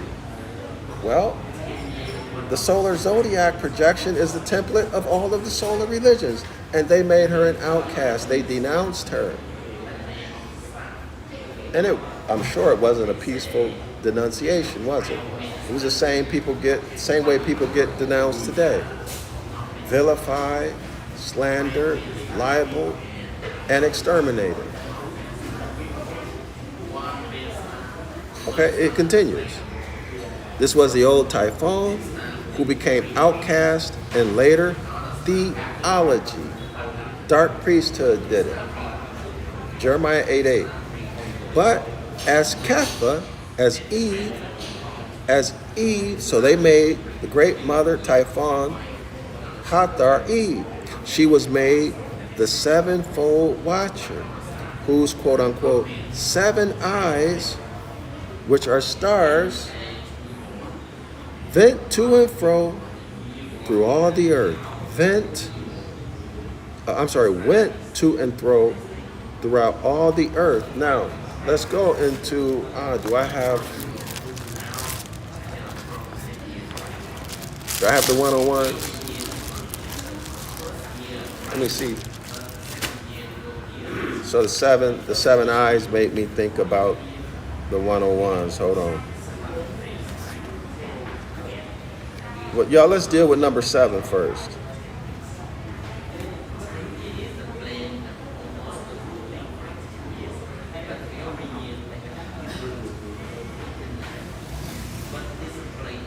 Let's look at 98, 99, 100, and 101. It says, what is Elohim sometimes called? The seven eyes, or Allah. Seven stars. Allah, arm, leg, arm, head. You, me. How many days are in the circle?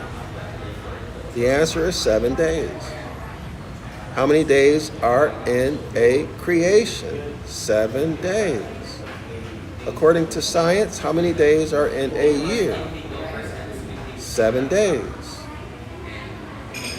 97. Who is Elohim? Elohim is the 7 creative spirits. So the 7 creative spirits, y'all, as we have just read, that's the 7 stars, 7 great stars of the Great Bear,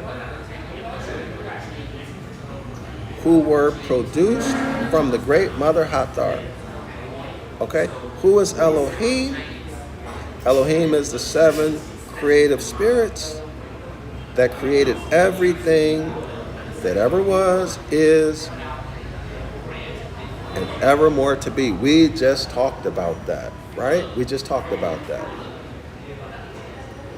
The involvement of the 7 great stars of the Great Bear involved in the production of everything else. It's the Garden of Eden. Okay, y'all? So do y'all see Noble Drew Ali is talking about the circumpolar zodiac projection, the celestial ship of the north.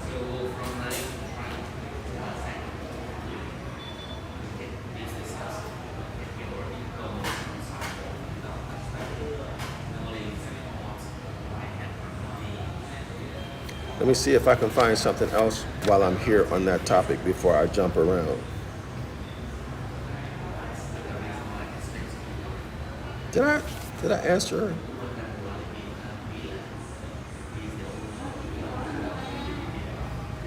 Okay. So y'all, these Elohim, what are the Elohims sometimes called? The 7 eyes. Okay, so we can relate that back to, again, the great 7 stars of the Great Bear, which are what? Manifestations of the 7 Hermetic laws. Okay, y'all? What's the relationship to Allah? Arm, leg, arm, head. Thought is a function of mind, and man is thought made manifest from the soil. Okay, y'all? I'm not saying I know everything. If I'm wrong, y'all let me know so I can get corrected, so I can do better, right? If there's more to it, please share your knowledge with me.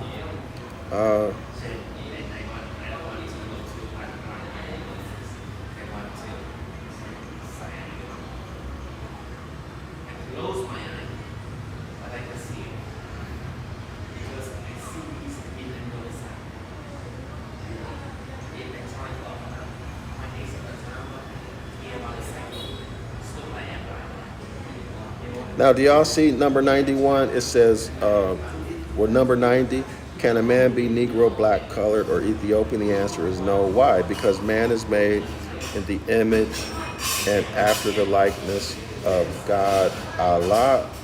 Okay, so we already went through what that is. And then the image, remember the 7 great stars of the Great Bear were made in the image of the Great Mother, who was extracted out of the Hermetic law of mentalism. Do y'all see that? Okay.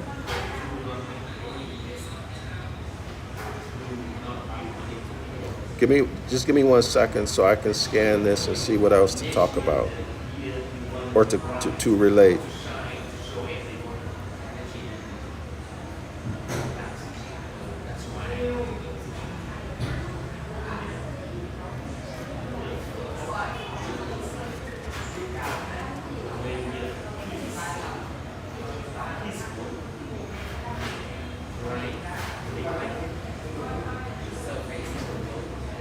So 87, the Prophet Noble Drew Ali writes, what is meant by the word black? Black, according to science, means death, as in rigor mortis, right? The skin, as the process of decay and breakdown occurs, the skin becomes black. So in science, it's black, but celestially, black is light. Okay, so make the distinction. He's talking about in science, as in death, right?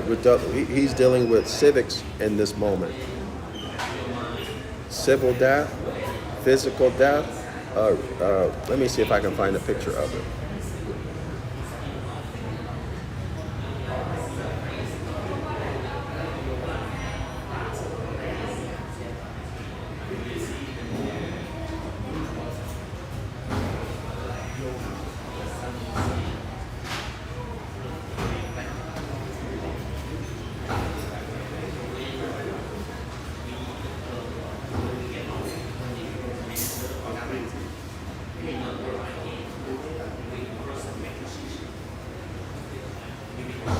Give me 1 second, y'all.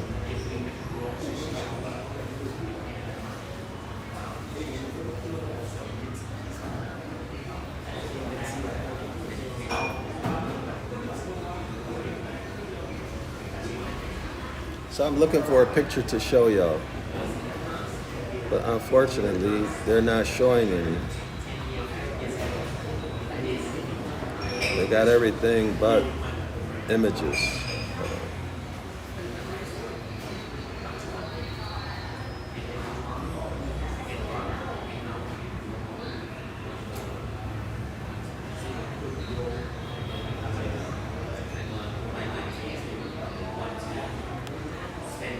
So give me 1 second, y'all. Let me find something that's good.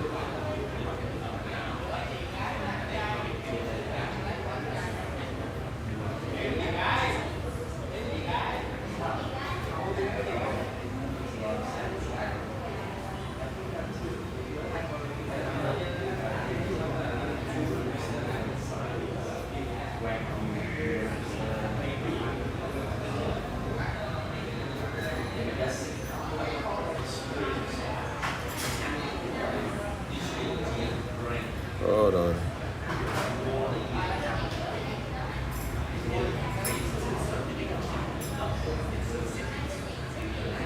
Well,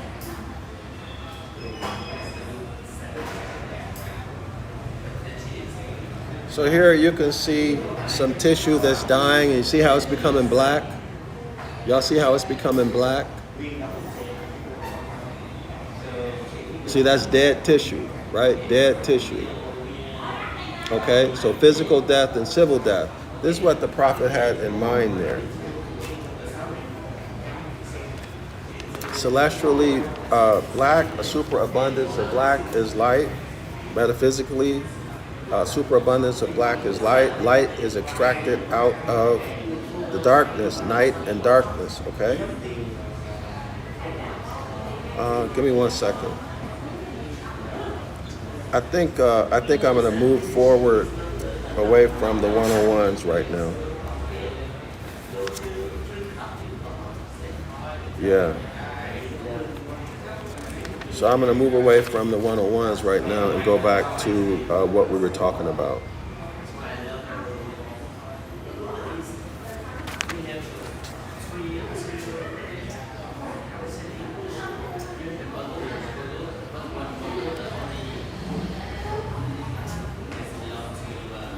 Oh, and for you religious people, Hebrew Israelites, so if you look at the 101s, this is Prophet Noble Drew Ozley's work. A lot of people get upset or feel some kind of way because he said he's a prophet or he's called a prophet. If you look at question number 6, it says, what is a prophet? The answer is a prophet is a thought of Allah manifest in flesh. Well, thought is a function of the mind. Number 7, what is the duty of a prophet? To save nations from the wrath of Allah. If you go into that further, you'll learn about the Moabites and feminine energy and all of that and the role it has in there. But what's the role of a prophet? To save nations. Okay, so this is the great missionary work of the Moors. Okay? 8. Well then, so on and so forth. So it has nothing to do with religion. That's the point I want to make to any Hebrew Israelite who might be watching this video. Okay? It has nothing to do with religion and everything to do with civics and natural law. Civics and natural law. And civics and natural law is the essence of the book of the law. That's what it is. Civics and natural law, including astrology. Okay? Secretly worked up in there as astrotheology. Okay, y'all?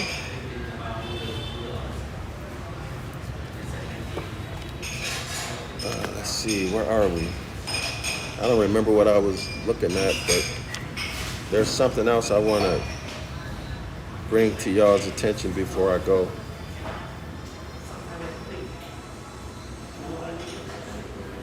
Okay. So let's go back to page. Did I? Okay. Let's go back to page 19, next paragraph. The very ancient form of Typhon, called the bearer of waters, was the hippopotamus wearing a crocodile's tail. This is ancient, y'all. Anciently, the crocodile or dragon interchanged as the constellation Draco, adjoining. I think I'm gonna try to show y'all a picture of that. Adjoining the that of the Great Bear. This was old Typhon, who became outcast in later theology. But as Kepha, as Eve, she was made the sevenfold watcher, whose quote unquote 7 eyes or 7 stars went to and fro through all the earth. As she was goddess of time. They're talking about Eve, y'all. So y'all see the remix? You see the mythology they created? They called her child Seb Chronos, a second condition of time. Chronos, time. As Sut, he was the first announcer of time. But as Seb Chronos, he became. See, this is the mythology that they made up. He became a repeater of time in dual aspect called the SUN sun and Cyrus or Saturn. Okay, y'all? This is the mythology that they made up.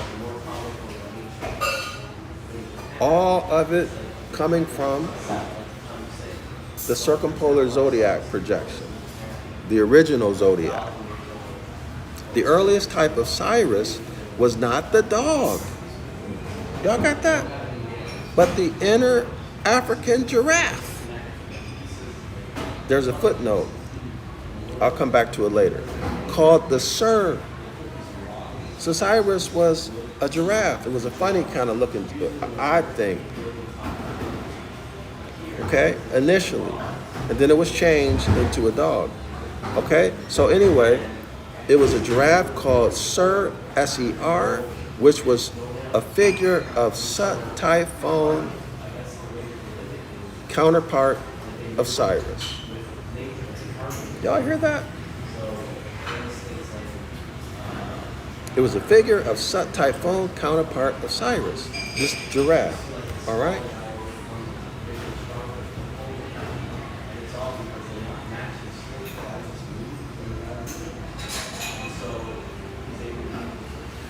All right, let's keep going. From SER, Sir, we have Cyrus, just as from Sut, we have Sothis, which is Cyrus. This animal came to see both ways without turning its head or eyes, which made it the primary type of steadfast watcher. Remember, Eve is the watcher, right? Begotten, as were other types, through primitive man's, the Sabian man's closeness to external nature. Y'all see that? So let's go through this giraffe and then I'm gonna stop, okay? It's a long footnote. So the footnote about the giraffe reads, the giraffe, which is pictured in the heavens as the constellation Camelo Perdalis, lies close to the pole star and is a peculiarly made animal, which became a type of great interest to deep thinking and far-seeing Egyptians. Its head and body resemble a horse, the neck and shoulders a camel. Its ears, so hybrid, y'all, its ears are like those of an ox, and its tail like that of an ass. The legs seem to be imitation of an antelope's, while the color markings seem to have been borrowed from the panther. He appears to be all out of proportion with his sort of body and neck and legs, and lacks beauty and grace in the sloping body and height. The head is very beautiful, The eyes very brilliant, yet with a softened beauty. They are spiritual eyes.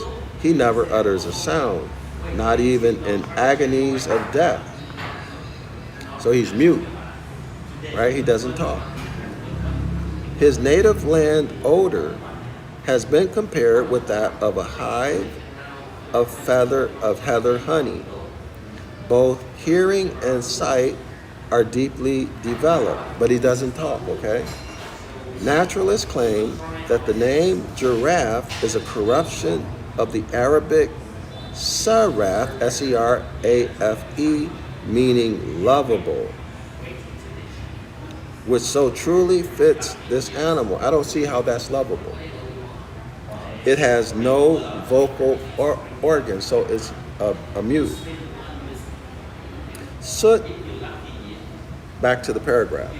Next paragraph. Soot, the first child of the mother of time, was called Seb or Sebachronos, was named the dragon of the 7 stars of the Lesser Bear. So now we're at the Lesser Bear, Ursa Minor, okay?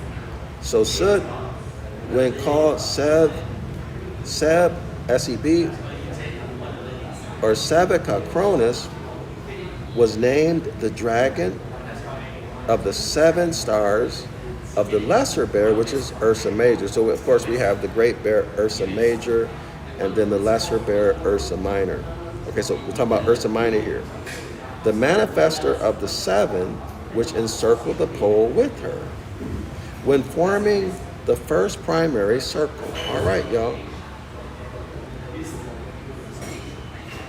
Records and cycles of time had depended on these starry turners,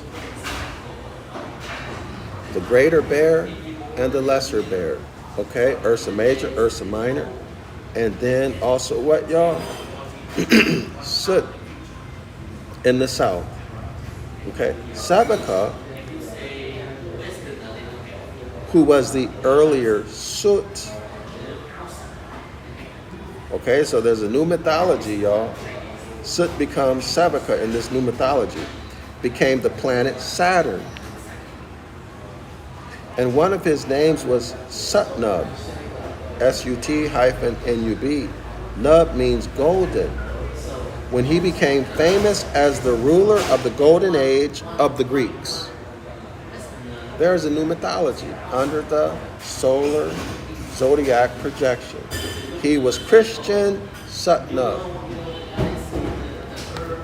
The 7 stars of the Great Bear were also called the bringers forth. Okay, so the Great Mother was called the bringer forth, and now the 7 stars of the Great Bear are also called the bringers forth, i.e.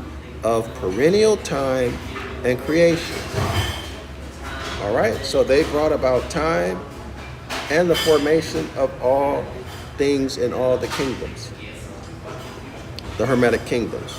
Okay, creators of the first form taken in space.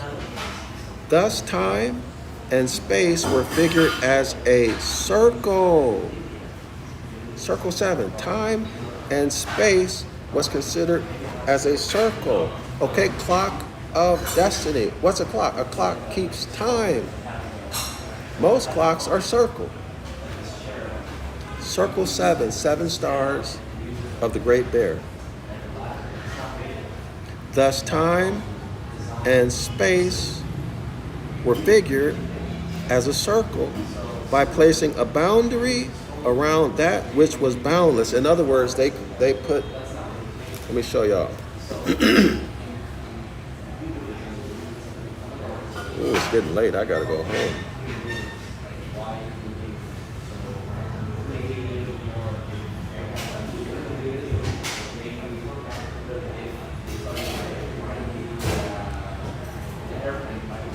Let's see if I can find an image really quickly.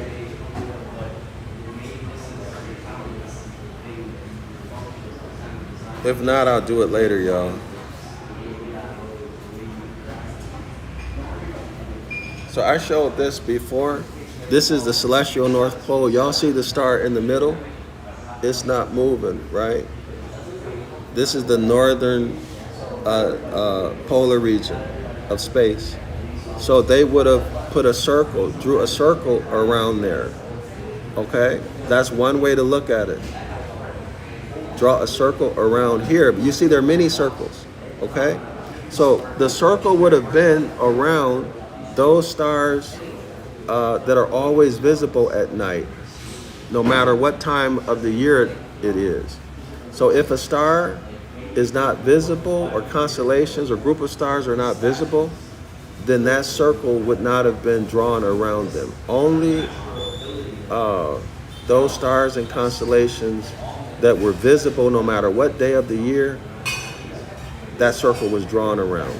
And then you can use geometry. Okay? How? Drawing angles and then measuring the distances between, drawing lines and measuring the distance between the lines. Okay, everybody see that? Now that's one way. But let's look at another way. Here's another way. Do you see the circle? It says celestial meridian. This is the line that's drawn now. But this is the solar zodiac projection, y'all. What we looked at before was the circumpolar zodiac projection. But that meridian, maybe our ancestors did this. I don't know. I wasn't there, right? I don't have access to the information. But you see right here, you see where it says celestial meridian? That line also.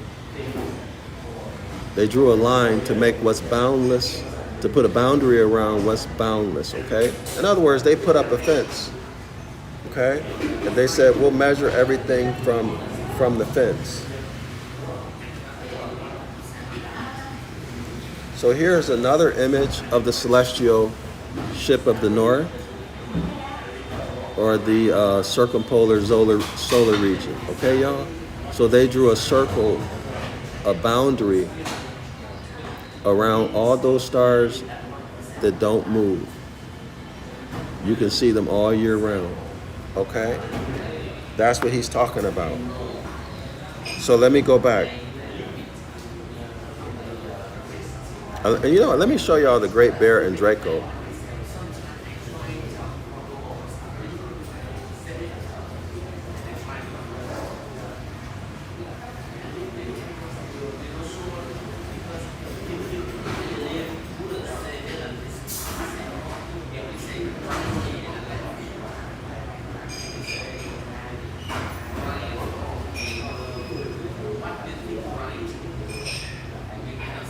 Hold on, y'all.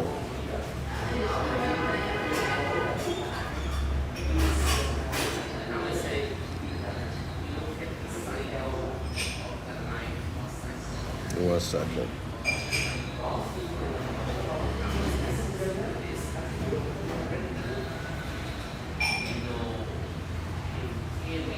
So here's one image. It's not good. I'm gonna try to find y'all a better image. Just give me 1 second, okay? I wonder why my image looks blurry.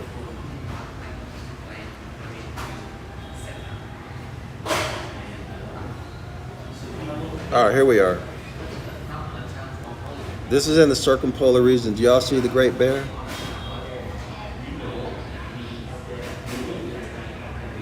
Can y'all see that?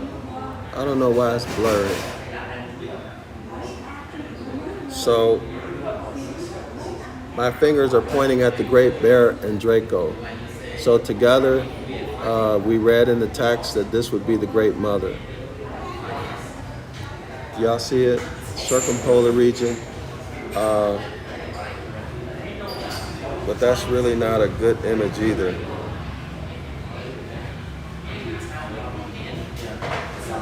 Here, this is better.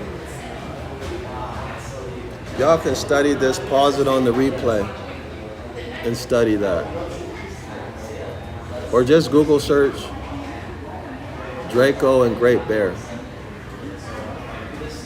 Okay?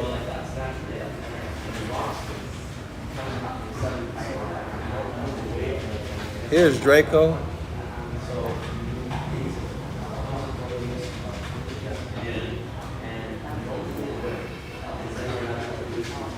The serpent.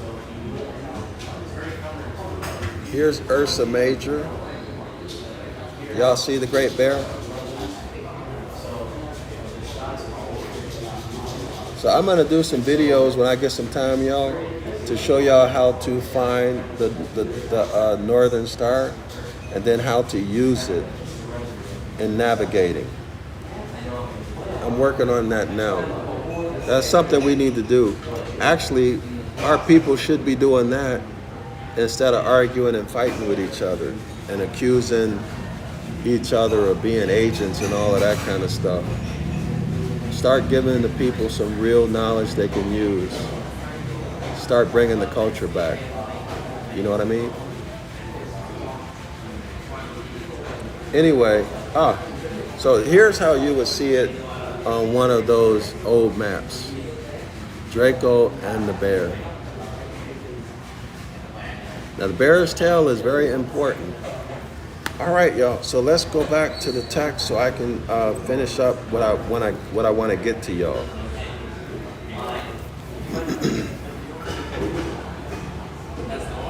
So thus, back to page 21.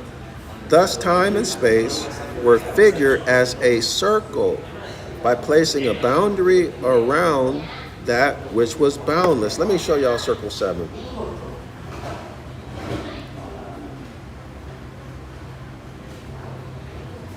See, time and space. We're figuring time and space. Clock of destiny. Okay, y'all? Now take a look. Y'all see that circle 7? The black one? It doesn't have the 4 corners. It doesn't have the cardinal points. And by the way, y'all, it's also noted in history that the cherubim that sit between the cardinal points, those go back to also the circumpolar zodiac. Now here is the circle 7 with the cardinal points or the 4 corners. But what's the point of this? What is it? Thus time and space were figured as a circle by placing a boundary around that which is boundless. This is the boundary around space. This is the boundary around that which is boundless. Okay, so we can figure what, y'all? So we can figure time, okay, and space for navigation. Also, what else, y'all? Remember what it said about man's property. Page 17. Man's property lie in sundry degrees, lie in many degrees, various degrees, according to the inward and outward heavens. Well, the inward heavens is what? Our ability to pick up, process cosmic energy.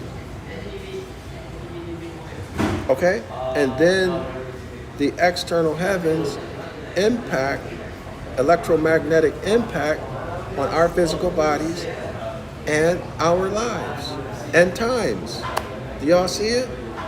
This is why C.M. Bay wrote The Clock of Destiny. Talks about geometry and the effect of this cosmic energy having on our psyche, our times, events, that happen during our lifetime, and everything else. Okay, y'all? So that's circle 7. That's what it's talking about. Now, in my opinion, I hope I'm not offending anybody.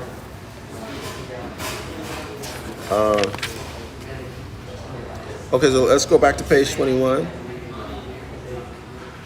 The 7 stars of the Great Bear were also called the bringers forth, i.e., bringer forth of perennial time and creations, or forming of things, creators of the first form taken in space.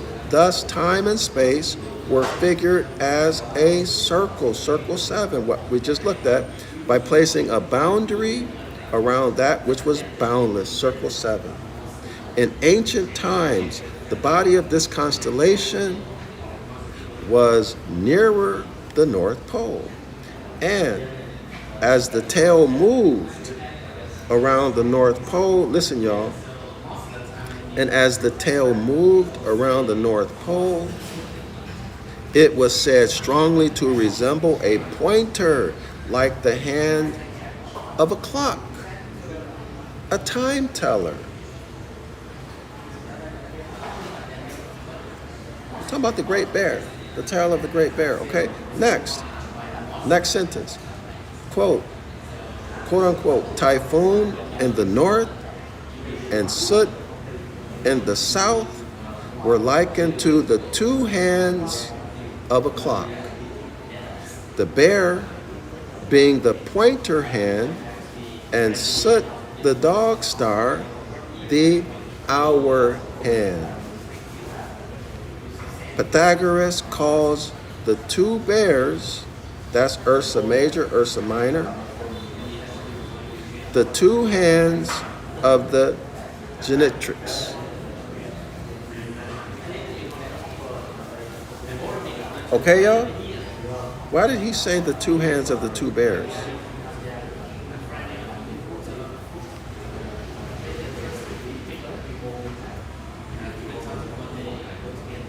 So Pythagoras calls the two bears the two hands of genetrix. But in the previous sentence, we were talking about the bear and the dog star. So maybe he has a different view. But now, does everyone see what circle 7 means? According to the Sabian Moors, according to the original zodiac projection, this is the mindset of our ancient foremothers and forefathers that our Prophet Noble Drew Ali told us we need to return to. Okay? So I know what time it is. Do you know what time it is? If you're still in the solar zodiac projection, the astral theology of it, the Kemetic spiritual systems, or any other solar religions, you don't know what time it is. Our ancestors told time by the circumpolar zodiac projection, the Great Bear, and Sit the Dog Star, or the giraffe. Okay, where, as he says, where what, y'all? Where what? In ancient times, the body of this constellation, the Great Bear, was nearer the North Pole, and as the tail moved around the North Pole, it was said strongly to resemble a pointer, like the hand of a clock, a time pointer. Circle 7. Quote unquote, typhoon in the north and soot in the south were likened to the two hands of a clock. Let me show you C.M. Bay's work. What is it called, y'all? The clock of destiny. He's talking about the circumpolar zodiac projection. Is right. Noble Drew Ali said the half has not been told. Here's the clock of destiny, y'all. There's the clock right there. That's the clock of destiny. Okay? The Great Bear and Sit the Dog Star is the clock of destiny. Volume 1 and Volume 2. All right? And as the tail moved around the North Pole, it was said strongly to resemble a pointer, like the hand of a clock, a time teller. Quote unquote, typhoon in the north and soot in the south were likened to the two hands of a clock of destiny. Volume 1 and 2 by C.M. Bay. Y'all get it and read it. the bear being the pointer hand, and sit the dog star, the hour hand. I know what time it is. Do y'all know what time it is? It's time for us to transition back to the circumpolar zodiac projection to get on the ship of the north. That's what time it is. What time is it? It's time to get on the ship of the north and leave the solar zodiac projection alone, at least as we know it, in its form that it's in right now. Y'all know it's a lot of corrupt stuff in it, and I've gone through a lot of it. Okay, y'all? So let's look at genetrix. Genetrix definition and meaning, according to Webster's, means mother. According to Collins Dictionary, genetrix means it's a noun, female progenitor.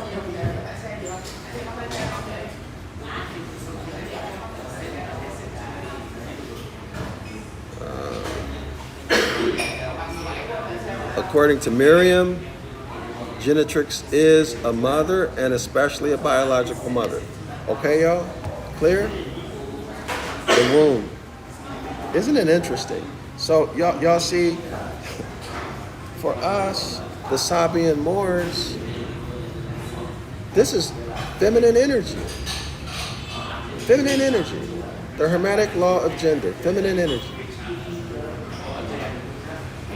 Not sexual, not physical. Isn't it? You know, I just thought of something.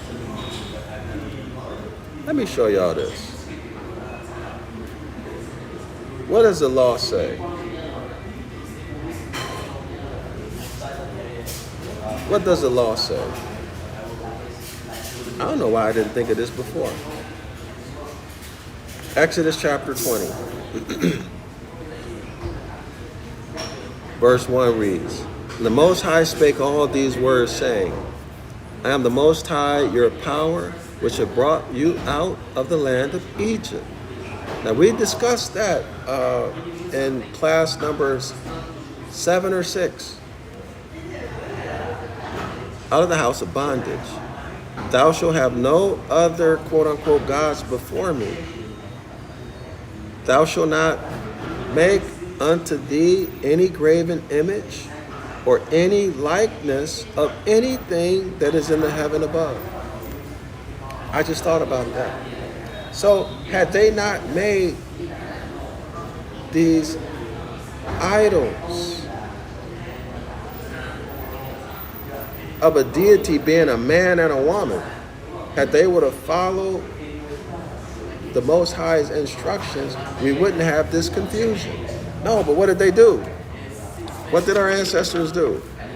And, you know, it could have been hybrids who started this, right?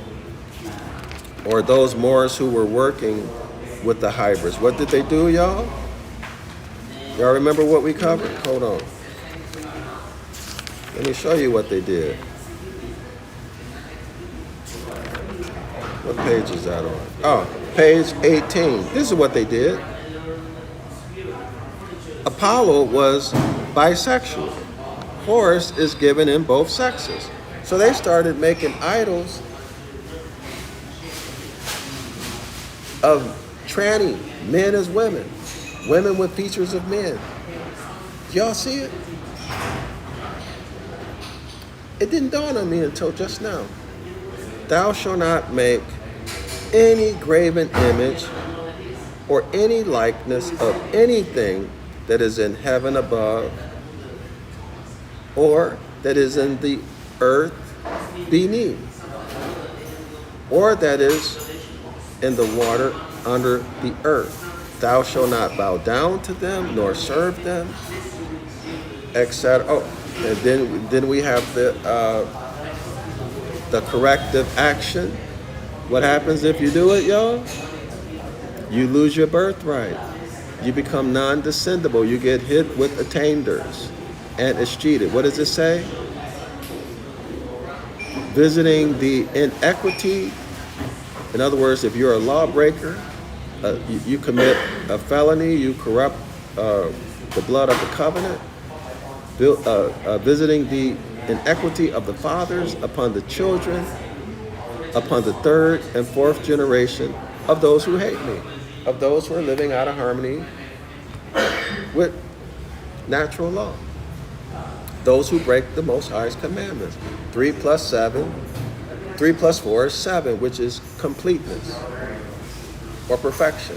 You will be perfectly disciplined, not out of hate and anger. No. As a way to communicate you to change your behavior until you hit skid row, like I said before, and you decide to change your evil, sinful ways. Or until you expire, right? Whichever one comes first. Okay, but it's corrective action. That's all. Anyway, y'all, that's all I got. I feel extremely tired. And I do appreciate y'all being here with me, listening to the lecture, or to the class, rather. And I'll be back within a day or a couple of days, depending on how I feel, my workload, etc. If y'all want to support my work, feel free to buy my books over on Amazon. If you want to buy me a coffee, you can do so I don't have to pay for it every time I go live. Or if you want to buy me lunch as a thank you, I would appreciate that. Or pay for my taxi. I would appreciate that, but you don't have to. I much rather y'all, if you want to support me, subscribe to the one-on-one ancient IBF class. But if you don't, or come to the 506 Curses course. But if you don't have fiat, just keep coming to class, all right? But I've written a lot of books. If y'all want to support me, y'all can buy my books, okay? By the way,